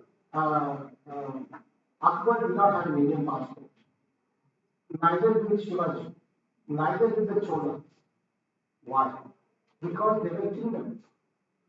What is a kingdom? Kingdom is different from a nation. Kingdom does not have political boundaries, have any frontiers. Sovereignty lies in the body of the king, not in the constitution. We are a constitutional republic. We are not a kingdom. You see? So for me, Shivaji, the Mughals, the Cholas, they are ingredients in our national history. But they do not, they are not, you cannot conceive of them as Indians in one sense. And they are ingredients, definitely. We draw inspiration from them, we understand them as our history. But you see, the idea of India is 1950 Constitution. That's when what happens? We become citizens. We were always subjects before that, subjects of kingdoms. The most fundamental change in this subcontinent is 1950. Nothing like this ever before. A constitution written by the people, for the people, of the people. You see, that document for the first time takes out sovereignty from the body of the person to a document that is instituted in the name of the people. That's a very profound document. I understand the magnitude of that implication. Every kingdom, by the way, I don't know if you know this, but I mean, you know this. The Mughal Empire, it expanded, contracted every season. Every season, it is on the strength of the people. That's why it's on the strength of the king to make people pay taxes. There is no Mughalite. There is no one, there's no Choleite. There was only locality. There were villages. There were names. but you are an Indian citizen today with a passport because of that constitution. Big, profound difference. So you have to understand history differently. It's not a continuum, it's a series of ruptures and change. You see, I don't know if I'm getting the point here. Yeah. So this, what I'm saying is, you cannot simply use, it's like asking for Akbar's cell phone number. Category doesn't say that. The category is wrong. Concept is wrong. Yeah? So nation has political boundaries. Kingdoms have frontiers. In every kingdom, the Ottoman Empire, three times, in terms of its control of Mughal, they had no soldiers during the sowing season because they had mercenary armies were not there. People in the fields. So if you look at empire, and on YouTube I keep saying boundary of the Vijayanagara Empire. They showed us some names. No, these are seasonal fluctuations. And everybody was looking, can we collect the taxes this time or not? Any sign of weakness, nobody claims. Yeah, that's how it works. People, I think, understand this about kingdoms and the nation states. Nation states are not like that. We are a new phenomenon in this subcontinent. And so this deep dive into the past has to be a very informed effort. Sorry, yeah. Thank you, sir. I Oh, think if we have any other questions, we could take up that during like a chit chat during the lunch session. Okay, I think that would be. You're going to feed me again? Because we are running a bit behind schedule. I think that's okay with all of us. Absolutely. Thank you. Thank you so much. Thank you. Thanks, you're very good. Thank you, sir. Okay, good. Sorry. No, it's not. Wonderful. Okay, good, thanks. Okay.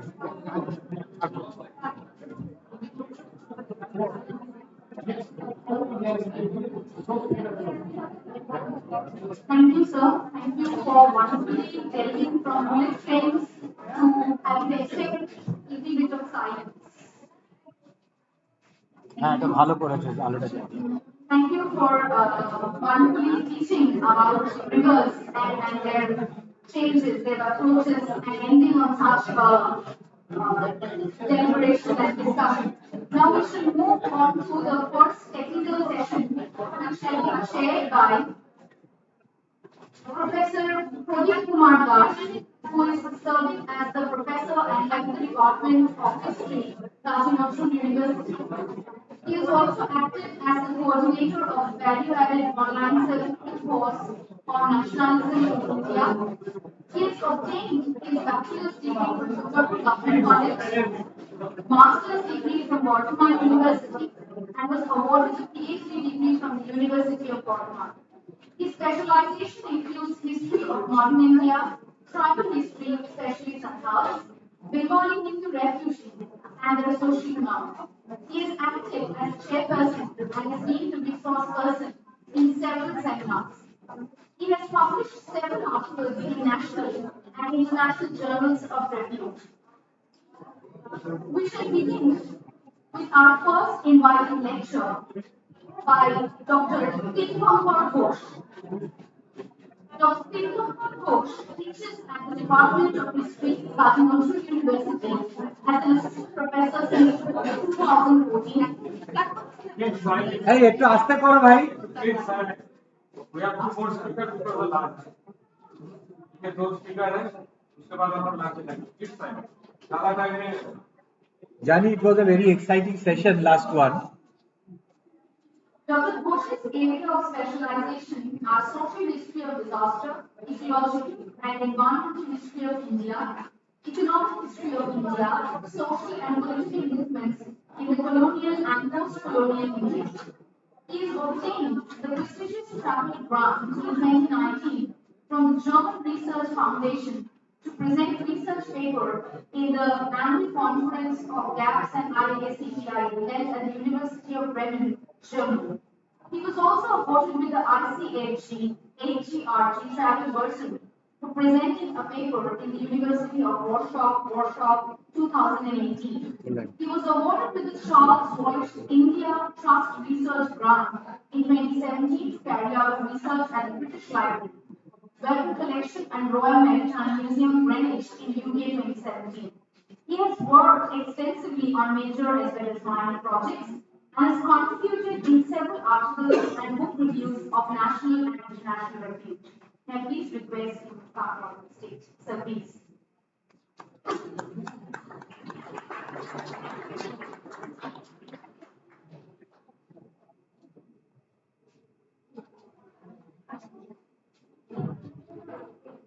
Good afternoon, all. I would like to thank Shundukta and Devashita for inviting me for giving this lecture. Respected Chair Dr. Pradeep Kumar, she is my beloved colleague, respected colleague. And I am also thankful to Professor Amitabh Basu, principal of this college and organizer of this wonderful ceremony. I will keep my lecture very short, within 10 to 12 minutes. I just sent my 2 lines bio to Sunil and they just copied it from the website. So anyway, the title of my presentation is Cyclones in the Bengal Delta, Historical Trajectories and Contemporary Issues. So what I'm going to argue is that not to introduce but share some of my ideas regarding the history of disaster. I mean, we are very familiar with the title with the area of environmental history, and we are also familiar with the idea of history of perils. But if we say that there is also a kind of discipline which is named that that is history of disaster or disaster history, then how it would be for the historians to deal with that kind of concept. So first of all, then I would historicize the disaster. If I have to say about the cyclones specifically, because there are cyclones, earthquakes, volcano eruptions. So historians are not much, say, concerned about the social dynamics, the cultural dynamics of disaster, especially in the field of gender, crime, or economic perspective. So these are very much important to understand the social dynamics of disaster, which would also produce, as Mog has argued, the long-term dynamics of disaster. So yes, this disaster is part of our environmental research, and it is also part of the economic history, political economy, post-colonial studies, cultural studies, etc. So, from these historical understandings about disasters, that is cyclones or earthquakes, I would confine myself to understand what is cyclone historically. I mean, why should we study cyclone historically? Because there are meteorologists, there are geographers, they would be more specialized in the aspects of physical geography to deal with these rivers and cyclones. So, what would a historian do in the field of disaster?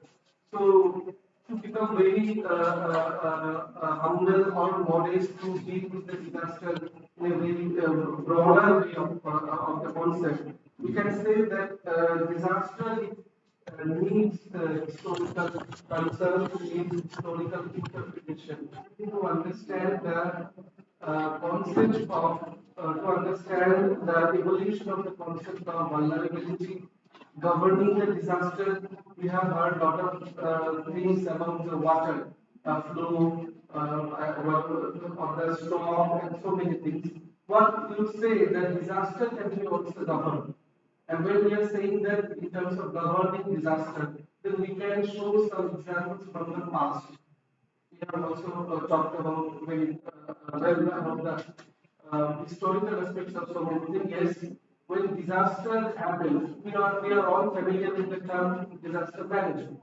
So what is that difference between the disaster management and disaster governance? So when it was for the case of the colonial state, to deal with the disaster that was more of a sort of disaster governance than the concept of disaster management. Because these are not identical ones, disaster governance or disaster management.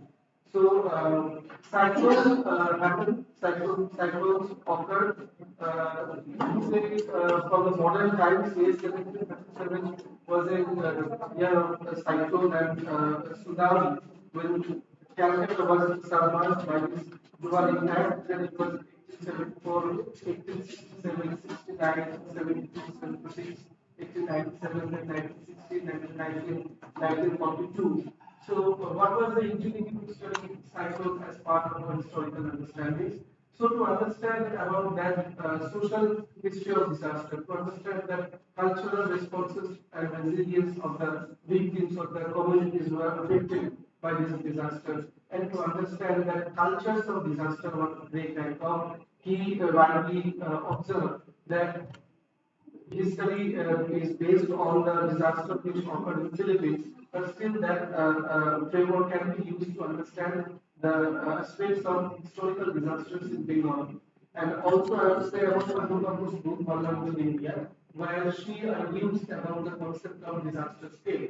When many people were tired, when disaster weakened the entire economic structure, it obstructed the flow of revenue. So that can be done also by using the concept of disaster scale. And when in the case of 20th century, it is also important to understand the notion of disaster nationalism. So I am just skipping so many points over a very short span of time. So disaster nationalism, for an example, we could say that in 1942 there was a cyclone in Midnapur during the time of the Quit India movement, 16th August. So after that, what government do? I mean, what was the challenge? Because there was the ongoing Quit India movement, there was the war. We talked a lot of about the famine Bengal in 1943, but people are generally not much aware of the impact of that cyclone into the political movement which was going on at the time, the Quit India movement. This is 1970s polar cyclone. Historians have argued that polar cyclone it contributed a lot to generate the feeling of nationalism or a kind of political consciousness that was that acted in a very strong way to generate the concept of Bengali nationalism. I mean, there is also some literature which talks about the cyclonic impact of the political movement that was going on the eve of the creation of Bangladesh. So that was some areas where we can think about the social or cultural aspect of disaster as part of our social and economic history. So within this historical and contemporary background, I would say a few words about the concept of governance. What do I mean when I'm talking about the disaster governance? I would start from an example. Say for famine, we are very much familiar with the concept of famine. So famine we generally study exclusively in terms of famine. But there are several cases, as for example, 1867. 1866 there was Bengal Odisha famine. In 1867 there was Bengal cyclone. In 1864 there was Sagar. So in 1874 there was Barbar cyclone and the famine of 1873-74 Bengal famine. Again the Chittagong cyclone 1897 and there was a famine of 1896-97 and the Great Bengal famine of 1943 and the cyclone that I have already talked about 1942. So how did the government deal with this dual impact when the famine and the cyclone it occurred within a similar time, within a short span of time, when it was very difficult to determine or to segregate the impact of famine than the cyclone? Or whether the government in the long run was successful enough to understand the famine sufferings and the cyclone losses. So what did it do? So the cyclone relief fund, say for example for the case of 1864, 1867 or 1987, cyclone relief funds were created under the aegis of the famine relief fund. So how the government prioritized the problem of cyclone relief. When a famine was already prevailing there, and it was severe condition when the people were going through. So when cyclone relief fund were created under the supervision of famine relief fund, so famine relief did it receive the equal importance whether cyclone was prioritized. So that was space where historians can create some or can invite some arguments or critical thinking. The same occurred in 1943 famine. We will see that for 1943 famine, the famine relief fund, it was the extension of that cyclone relief fund, which was constituted in 1942. So these are the things what we can discuss in a very elaborate way. We can illustrate it rather better time. So that was the system that was developed during the colonial period, not only to manage the disaster. It was not the case of managing the disaster. It was the case of governing the disaster that which would be more fruitful, which would be more considerable for the sake of the interest of the colonial government or for the sake of the interest of the political economy of colonialism. So, in that field, we could also think about the concept of psychonology, meteorology that we already know. So, what about psychonology? Psychonology was a concept that was developed during the 19th century. The cyclone, the word that was invented or introduced by Henry Pilkington.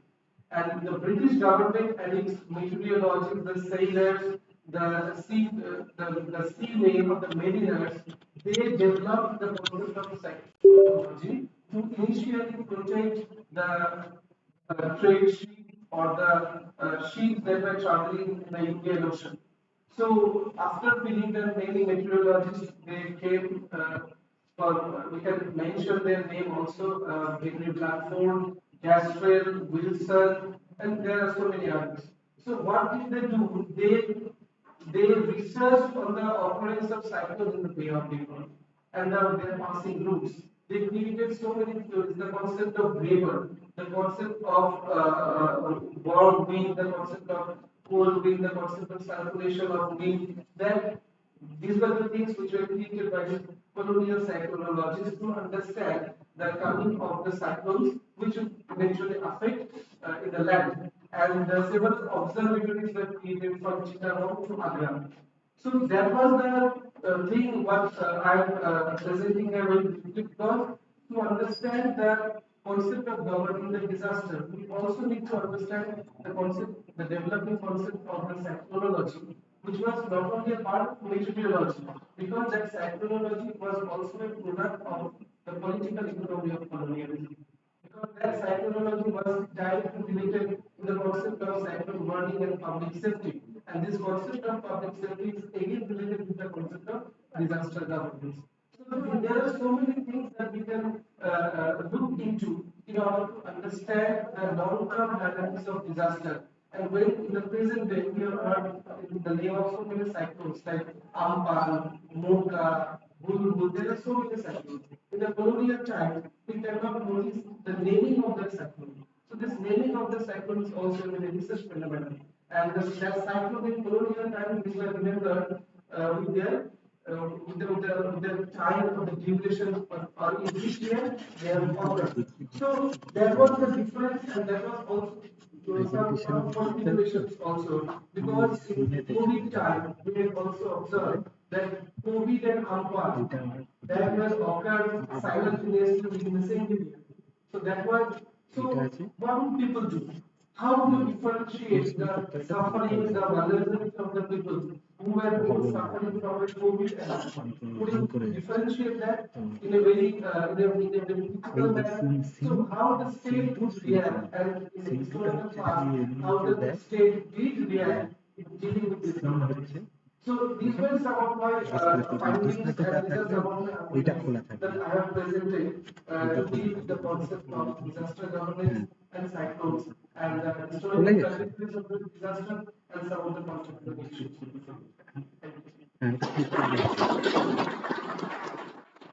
আমি শুরু করে দিই, তুমি just next change করো।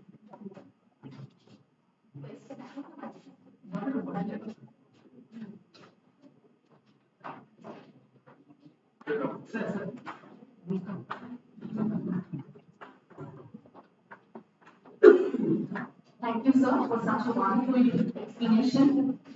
We shall now have with us Dr. Polomi Vishwas. Dr. Vishwas teaches at the Pachla Mohitaloi, Howrah, West Bengal, as an assistant professor of history.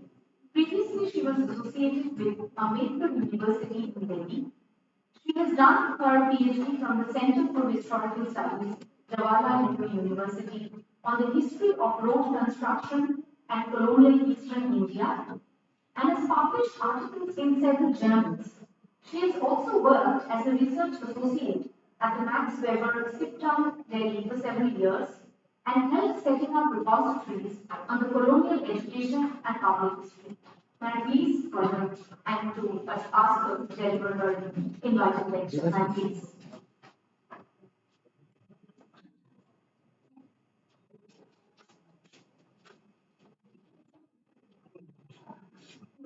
For the invitation and for the generous introduction. So, I don't take much time as there is really subject. So, in 15 minutes, I summarize what I want to say. So, as you can see, the title of the paper is Building the Kejri Road in early 19th century Bengal, a question of environmental dispute. So, I put a question mark. Now, my research was, I just give a little introduction of my research. My research was on the history of road construction in 19th century Eastern India. This is the Bengal region. I have mainly focused on the South Bengal region. Now, when I was doing my research, even later, I faced questions like which category your research falls in. Like, can there be a category called transport history? Because transport history is a widely under-researched region, under-researched area in historical scholarship. So maybe you should ask me, is it an economic history you are doing, or history of science and technology, or labor history, or environmental history? Okay, so that time I didn't have an answer. Even now, I can say that transport history is not much theorized till date. There are very good works that have come out in the past several decades on transport history in India and globally. In the Indian context, I mentioned Professor Ravi Ahuja, who worked on the history of public works in Odisha, colonial Odisha, and Nitin Sinha's work on communication networks in colonial Bihar. And also there are some articles scattered about various places of India. Globally in Europe, there are some very good works of transport history. But transport history as a genre of historical research, it will take long time to go. So, in my research, I have dealt with the history of roads. I haven't dealt with railways or rivers or even like, of course, they are linked, all sorts of transport networks and linked to each other. So, references come, but my focus was on history of road construction. And I have explored various aspects, various dimensions of road construction. Now, here I will present one section of one of my chapters, which I would structure within the idea of environmental history, because I was told to present something on this theme, and I think that this section falls into the category of environmental history. So I could take a thread from Professor Rohan D'Souza's presentation. We know that what he said, what he explained in his presentation, that how the river was defined or river was understood or looked at in the colonial times. He gave a colonial perspective of the definition of the river. And as he argued that how different ideas of river were conflicting with each other, and how it made an environmental question, a serious question that was posed even in post-colonial India.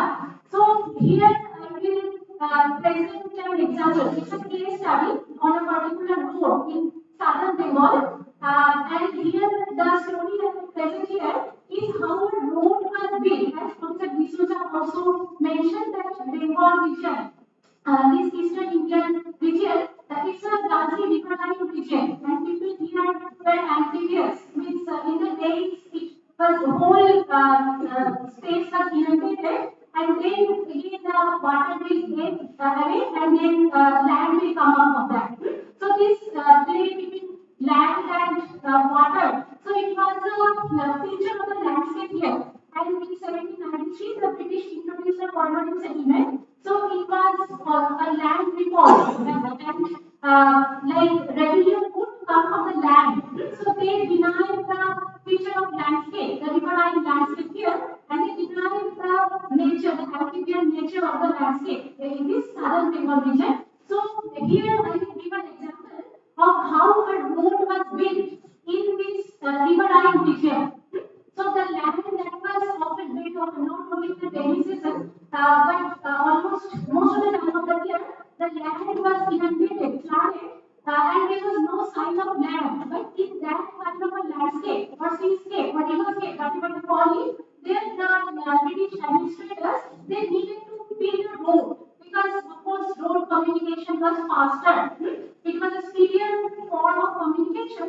So in order to speed up the transport network, they forced a road or they tried to build a road in this region.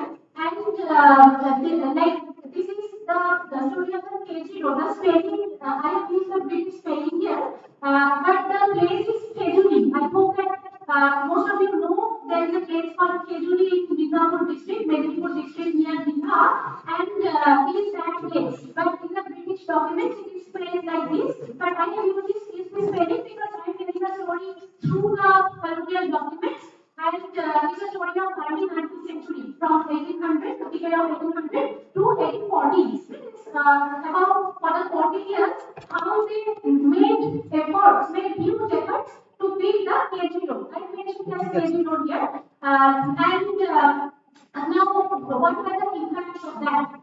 So I just want to give a little idea about the history of this place. Khejuri was an important historical place. If you go there, you will find there are some remnants of local history. There is a mosque called Masjid Allah, and then there is a like the remnants of British period, or there is one very old post office there, and the first telegraph tower. Okay, the first telegraph line of India was built between Calcutta and Khejuri, or KG, and through Diamond Harbour. And there this first telegraph tower and the early post office, very early 19th century post office stands there. So these are ruins. Now, from this you may understand that both of these, this post office and the telegraph tower, they are related to communication, right? So telegraph communication is the telegraph towers were built in the 1850s, and the post office was built in the very early or late 18th century. I don't know the exact date, but late 18th or very early 19th century. So the story of telling here of building the Khejuri road, it was initiated by the postal department. Okay, the postal department needed a road from a communication line from Calcutta to Khejuri because Khejuri was a port. It was a very important port because at that time there was no Haldia port, and that's why from Khejuri the British ships it used to anchor there, and then Khejuri was directly connected to the whole Indian Ocean network. That made the British in their home state like London or England. Now that's why Khejuri it was very important, and river like Calcutta was connected to Khejuri. You know that Calcutta was the British capital at that time, and the capital should be connected to the sea because it was a global British empire and sea had a central place in the British colonial enterprise. And like Calcutta, the capital city, should be connected to the sea with a speedy communication. Now, Khejuri was the place that was spotted or that was identified that communication line between Calcutta and Khejuri that have to be built. Somehow it has to be built. Now, what happens now? Let's begin with the story that happened. So, in the early 19th century, as I said, there is not much time, so I just summarize very quickly. So, in the early 19th century, there was an investigation in the southern Grand Route. So, what was the Grand Route? In early colonial period, the British, in the pre-colonial period, there were a mode of communication. Okay, so there was a transport network in crossing the whole map of India. But in the British period, they had different requirements. I'm not going into those details of how the communication network was changed, spatial history, how the space was differently imagined. So those interpretations or state of arguments I'm not going into. So I just trying to say the British needed a different kind of communication network. The communication network that prevailed in the pre-colonial period, during Mughals or in the different regions. So they had to replace that. Now, in the early 19th century, they built four band groups. Okay, there was this one brand group. All these four brand groups went to four different directions from Calcutta. One to the north towards Murshidabad and towards the Bhagirathi River. Then another was to the northwest to Benares and Surat. Then to east to Dhaka and beyond, and to south to Madras. Okay, there was this southern brand group as we can see. Yes. So in this southern brand group, as I could not like I just marked it from Calcutta to Madras, but actually the southern brand group it went from Calcutta to Ganjam. Ganjam is a place on the border of Odisha and Andhra Pradesh today. So from Ganjam, it branched into three directions: one to Bombay, one to Madras, another to southern parts. So then from on the southern brand route from Calcutta to Madras, there was a regular delay of mails. As a postmaster general, he noticed that where he wanted to know that exactly where the delay was happening. So there was a huge investigation that took place, and huge amount of money was invested for this investigation that exactly where the delay was happening between Calcutta and Madras. And then they discovered that the part of Ganjam to Madras, it was okay. So the mail was running properly there. Mail means what? The mail runners. Okay. The human labor, the runners, the human runners who used to carry the mail, that was Gandhis or runners or whatever. So they used to run on the roads and like the speed of mail means human speed. In some places, they used horses or some egg cars or some small cars. And in some places like the Bengal region where most of the parts are riverine, they use boats. So the whole route was covered by mail runners. Then these runners, yes, they discovered that between Madras and Ganjam there was no delay. But between Ganjam and Calcutta there was delay. Okay, so lots of investigations started happening that which one, where is the main spot of delay. Okay, then they discovered, so I don't want to go into details of how they did the investigations, but ultimately they discovered that the region of delay was near Kejri. Okay, Kejri, between Kejri and Kukenhatti. There's a place, even now if you go there and find out the place called Kukenhatti. So, Kukenhatti and Kejri, there was a delay happening. And then we see, yes. So here I have given the picture of a clock that I found in one document of 1831. So this clock was used to check the speed of the mail runners, and the numbers on the top on the dial are in four languages. It is in Bengali, English, Devanagari, and Persian. Okay, so these four languages are used as in so that everyone can use it. The British also can use it. The local Ardalars, the runners, everyone can use it. Now what happened? Here the map is very vague, but I did not get a better map. So here is a map of the road between Calcutta and Diamond Harbour and the new anchorage. New anchorage is Kejri. Okay. So Diamond Harbour and the new anchorage, how the road runs. It's a map of 1824 where all these investigations are happening. So now we enter into the story of the Kejri road. Once the spot was investigated that here the delay was happening, now we see that the British officers, administrators of the postal department, they decided that we should survey the road. Why the delay was happening? Okay. Now they began the survey, and the survey is like one of the survey. I don't know whether in other parts of India or in other roads were surveyed for so many times, because I have seen lots of documents on the history of roads, and I found that the series of surveys that took place on the Kejri road, it was very special because the surveys never ended. So I will tell stories we see 1840s that one of another officers, administrators, even the local agents, the Indians were also involved in the surveys, but no one could come to a conclusion that like why the delay was happening, the answer was always the same because it was a riverine region. It was very difficult to build a road in that landscape, but still the postal department, the postmaster general, the postmasters, and the whole postal department, they are determined to build a road in that landscape. So that's why I'm saying that I am drawing from Professor D'Souza's talk and also Devjani Bhattacharya and many others like Renisa Mamani. They have worked on how like an amphibian landscape works.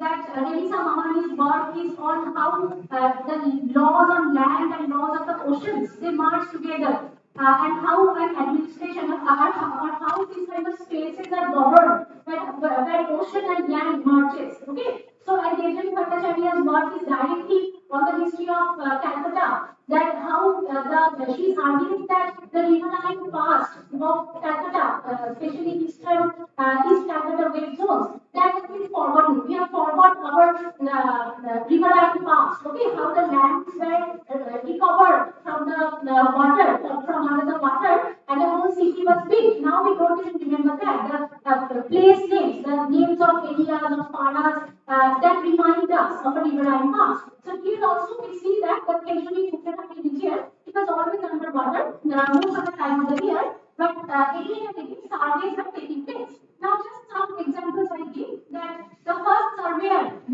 my records, the records I saw, the first surveyor was the postmaster at Keshuri, and his name was Arundel Roberts. He surveyed the road and wrote in 808 that on account of the water, the people would obliged to wade through in the rains. And in spring times, the bhangis hanging from the ends of bamboos over a man's shoulder would be liable to train in the water. So, in his description, the road was a water, train of water.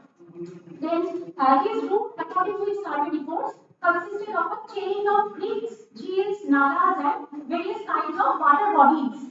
So he is always talking about broken bridges, the nalas, the creek. I reached that tamarind tree, and there were like flood water stored there, so and so. So water was coming so much in this.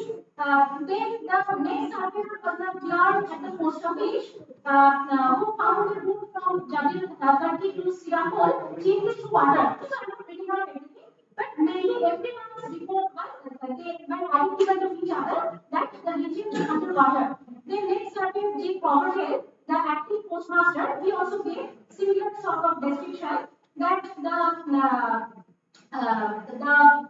runners were wading in mud up to the hill and dragging the packages. After him, half immersed, the runner was half immersed and in water and then dragging the mail packages. Then next was the head munshi of the post office. This kind of post where Indians were employed. Head munshi means an Indian employee of the post office. He was deputed to survey the road. Like they were trying to get alternative routes of Kejuri road. And this head munshi surveyed the road from Sursagar to Kolakhali as alternative to Kejuri. Then agents of the postmaster general, they also identified another state like Kejuri to Rasulpur to be particularly defective. Like more and more they are trying to spot the major spot of killing. Then A. Keats, the chief engineer. So engineers are also involved, not only postmasters and the local people. So the engineer also reported that the road needs overall repair. Then in 1820, W. Tucker, the deputy postmaster at Kejuri, reported that two bunds or dams had burst in the spring tide. So how the spring tide was frustrating all the attempts to build roads and dams and converting the riverine landscape to a road. So how the environment was protesting against all these attempts. These are all documentations for that. Then I. Harton of the Kejuri post office, he took a personal survey of the room in 1826, and he also gave a same description that you have to that the runners they had to put the wallet on their head to keep it dry and fill their road by a stick because the road was full of holes and great delay, it was great delay. Then he continued, the mud may be well beaten and brass stamped upon it, like he was giving suggestions how to recover the road from the water. Then, even in the 1830s, so even in the 1830s, this survey was going on. This time the salt agents of Kamtu and Bijli, they were deputed to do the surveys. Then next surveyor was Mr. Robert Rose. Then next was Mr. R.W. Bruce of Diamond Harbour Post Office. Then the last surveyor I had was Captain Bell. So he surveyed the road in the they surveyed the road in the 1930s and 40s. So Bruce reported in 1832 the same thing. I read the entire length of it. It is completely cut up. Every part of it requires repair. So carried away by the waters, several feet below the level of the field. So same thing. Now what happened is some solutions were given.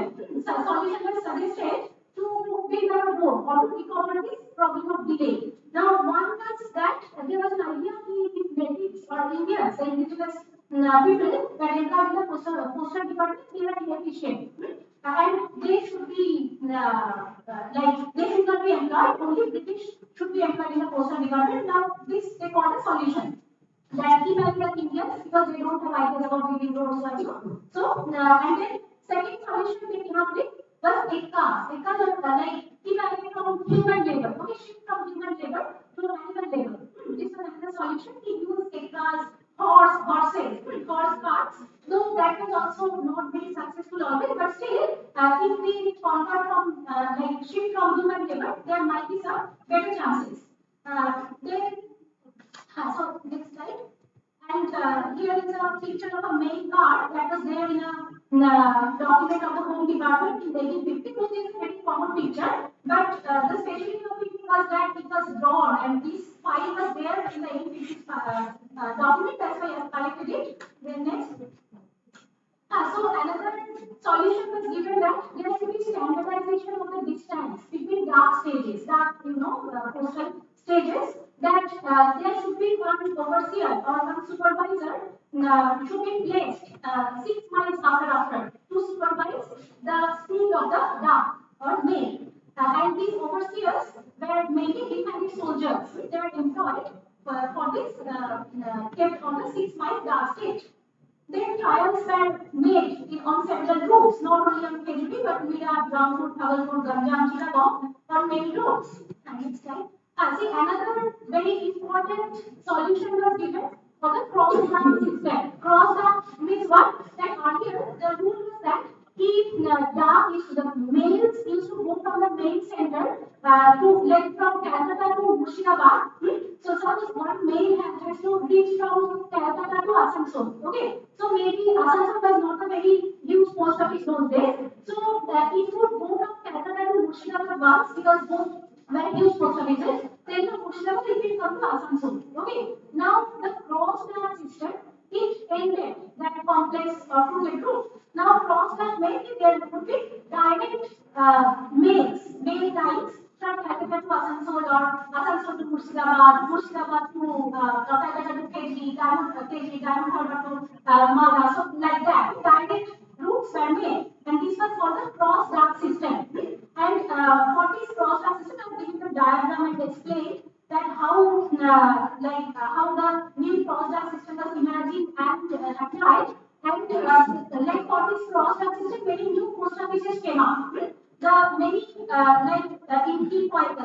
in the next slide, I give an example that this was written in Old Bengali, early 19th century, 1809. So there was a request for a new post office at Kirpai, and the local merchants requested. Okay, so Kirpai would be a point of cross-dock. Earlier there used to be very complex route from Calcutta, Murshidabad, like that.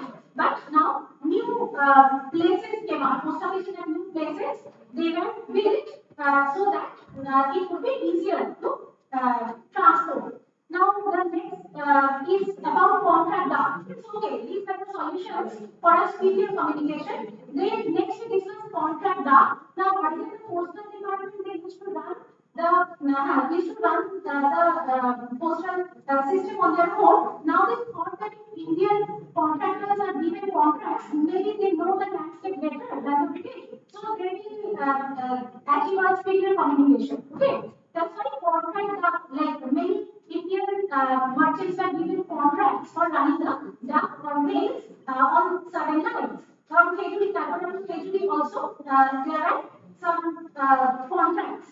So next slide I have given. So there are some arguments of native dark and zamindari dark. So I am not going into details of that. It means that native and zamindari dark they were already there. Okay, and the British were competent with them.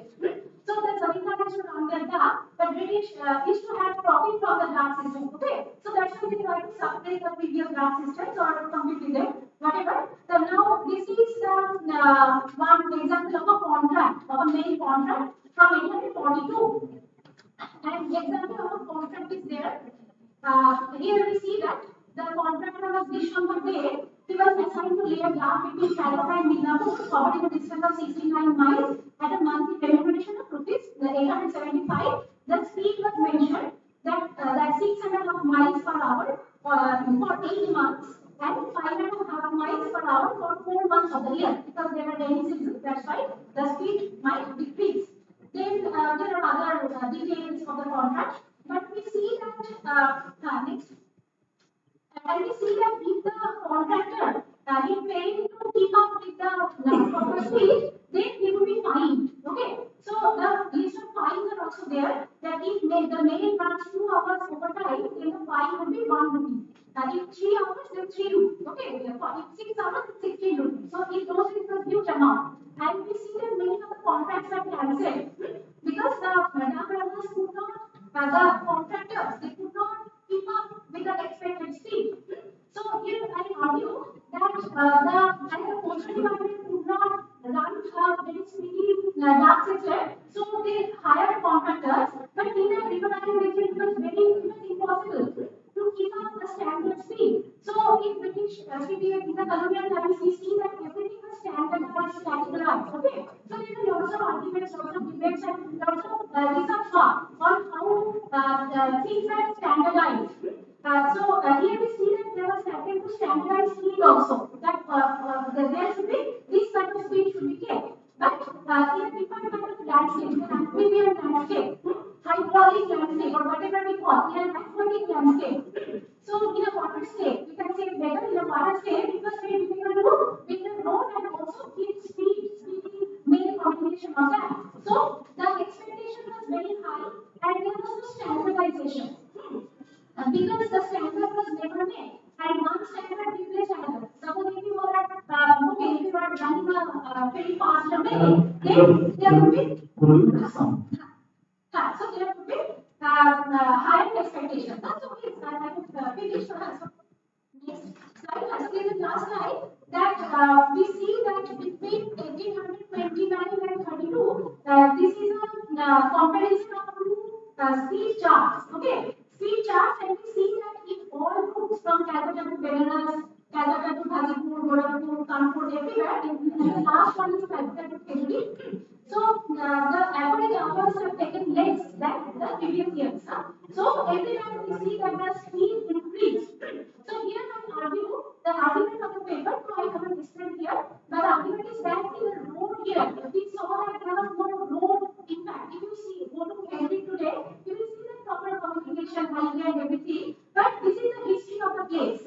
So when there was no roads, there were attempts to build roads. Okay, so the road is a metaphor here, metaphor of superior communication, metaphor for a land communication, a proper road transport system. Okay, so in those days when there was not a road, and later many of the roads were converted to railways, and in Kerala there were telegraph towers built on the route of the road in the 1850s. So we see that the road was necessary very much, and this is how. So that's why I call it environmental history, because that pattern was made by changing the environment, by changing the hostile environment and taking the challenge of this change. Okay, so yes, now we are finished. Thanks.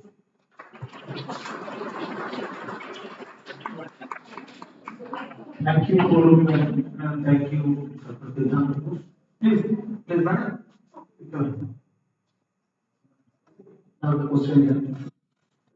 starting the Q&A session, I would like to say, uh, I am very much thankful to the organizer and also to the principal of the college to giving me opportunity as a chair this session today. Uh, First of all, I would like to say a few words regarding myself because I am not the appropriate person in the field of environmental history.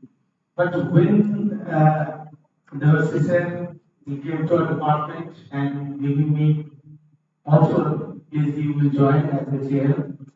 So I am interested to know what is the basic terminology of environmental history and what impacted on the human society as well as our process. Environment wrote in historical weeks. We know industrial civilizations, environment had created a major issue to destroy the civilizations even today. But my specialty is tribal history. So tribal history, when I did my research and know how the tribal life, then you see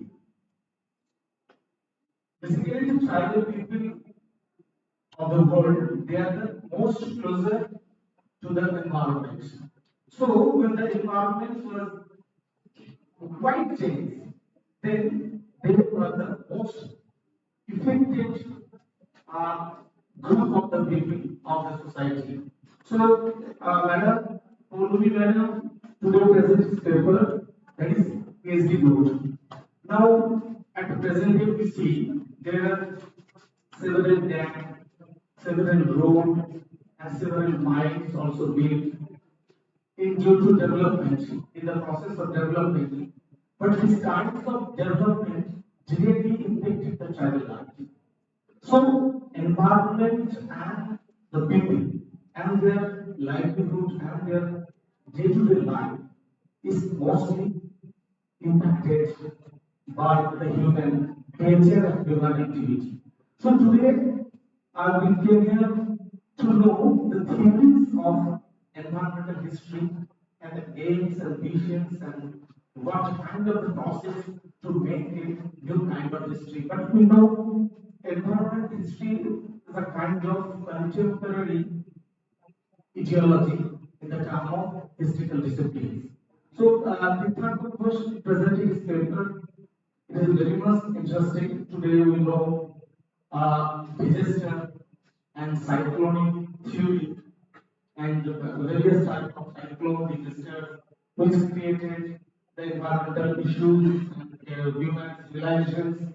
Also, Pauli Guru they have presented new ideas that is basically looked and impacted in the colonial time impacted the society in the dark systems.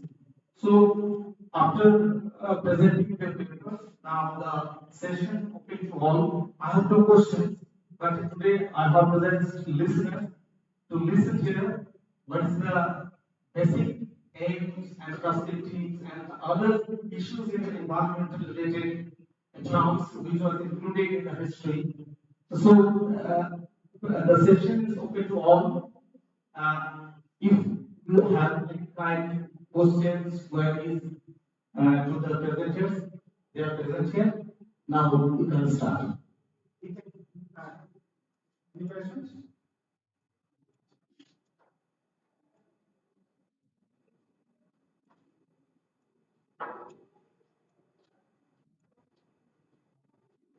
Good afternoon, ma'am. Good afternoon, sir. Thank you ma'am इतने से presentation के लिए। Ma'am मेरे question है कि ma'am हम लोग जैसे ट्रांसपोर्ट अभी आया है तो ट्रांसपोर्ट और ट्रांसपोर्ट का हिस्ट्री और इन्वायरमेंट हिस्ट्री आपस में कैसे जुड़े हुए हैं, क्या संबंध है इनका?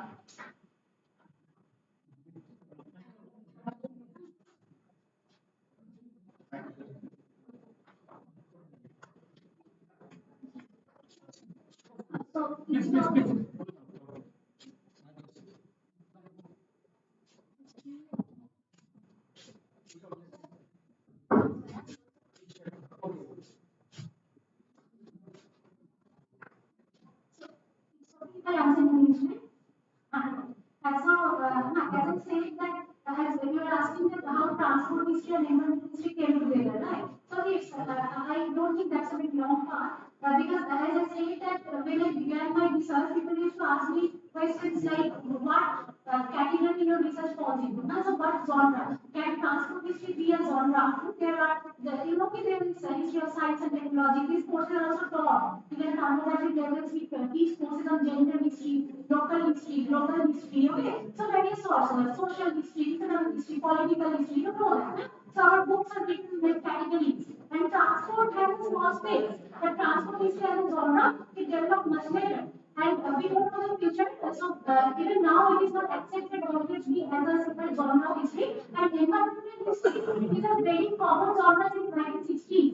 If you read Ramachandra Mohan's book, Environmentalism, or something, so he argues that, though I don't know more details from the book I'm telling, that he argues that the environmental consciousness in modern times, it began roughly in the 1860s. Before that, we have instances like the industrial revolution, romanticism, Wordsworth, so and so. The people who did not like the industrialization, they did arguments from the dimension of the environment, so and so. So, but in the 1860s, there was a consciousness, and environmental movements began since there, and the environmental history as a genre developed in 1960s. Okay, in India also there are very good amount of work on this, and transport history like information on transport. I say information on transport was available always, but transport history as a genre has not developed yet. Okay, so that's why we merge often like we merge transport history with economic history, with science and technology, with labor history. Because I'm talking about dark runners, and it can be a complete labor history. What I presented today, it can be looked at from the dimension of labor history, from history of science and technology, because road building, okay, history of engineering, it can be, okay. So, but here I presented it, I structured it in a structure of environmental history because I think that it's an environmental question. So, like that, road building or building of railways, because railway also challenged and railway caused floods. Okay, so railway was hostile to environment in many ways, globally, not only in India.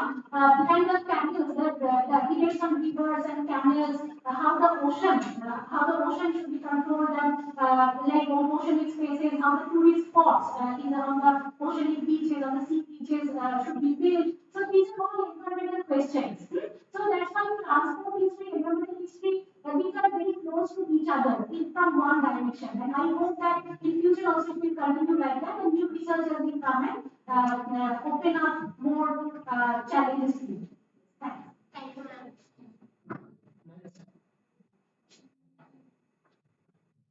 Good morning, ma'am.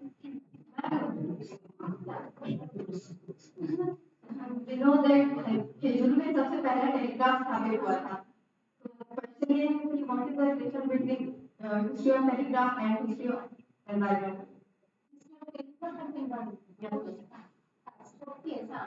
Very good question you asked me. That see, if you want to know the nature of telegraph, there is a book on this. The line geography, telegraphic communication or telegraphic communication, something. Okay, so the book came out in 2010. So there are all details on this. So you are asking that history of telegraphic environment. So of course, this is very important because telegraph means this semaphore and ether means how the air, so air, how the wires, so how it is affecting environment. So it is directly connected to environment. But in my own research, I haven't looked at the telegraphs, but I have looked at some documents that is related to roads and telegraph. So in Khejuri, as an example, on Khejuri, it is about how they are making telegraph towers on the root of the road. Okay, and for the telegraph towers, the debate was that for roads we have to make like you cannot make straight roads, right? That you have the road should take some crooked ways because there are agricultural fields, there are houses, and all. You have to compromise with that. So making a straight road is impossible in many of the cases, most of the cases. But in the case of telegraph towers, there was an attempt to make straight lines. Okay, so that's why often they were diverting from the road groups. And while they were making these straight lines of telegraph towers, so that time because you just need to place some towers. Okay, so that can happen on a straight line. And while they were doing that, so it affected the local environment. environment in many ways. Through agricultural fields, they were going, they were often challenging the local ecology, the birds and the animals, the local ecology was affected. So there was a debate on that. That how the monkeys, okay, how the monkeys were getting affected. Often they were attacking the territorial birds, but on the other hand, they are getting tremendously affected also by the placing of the towers. So this trade regarding the telegraph tower and environment, this can be a theme of research. Okay, so a little bit has been explored, but in future more intensely. Thank you.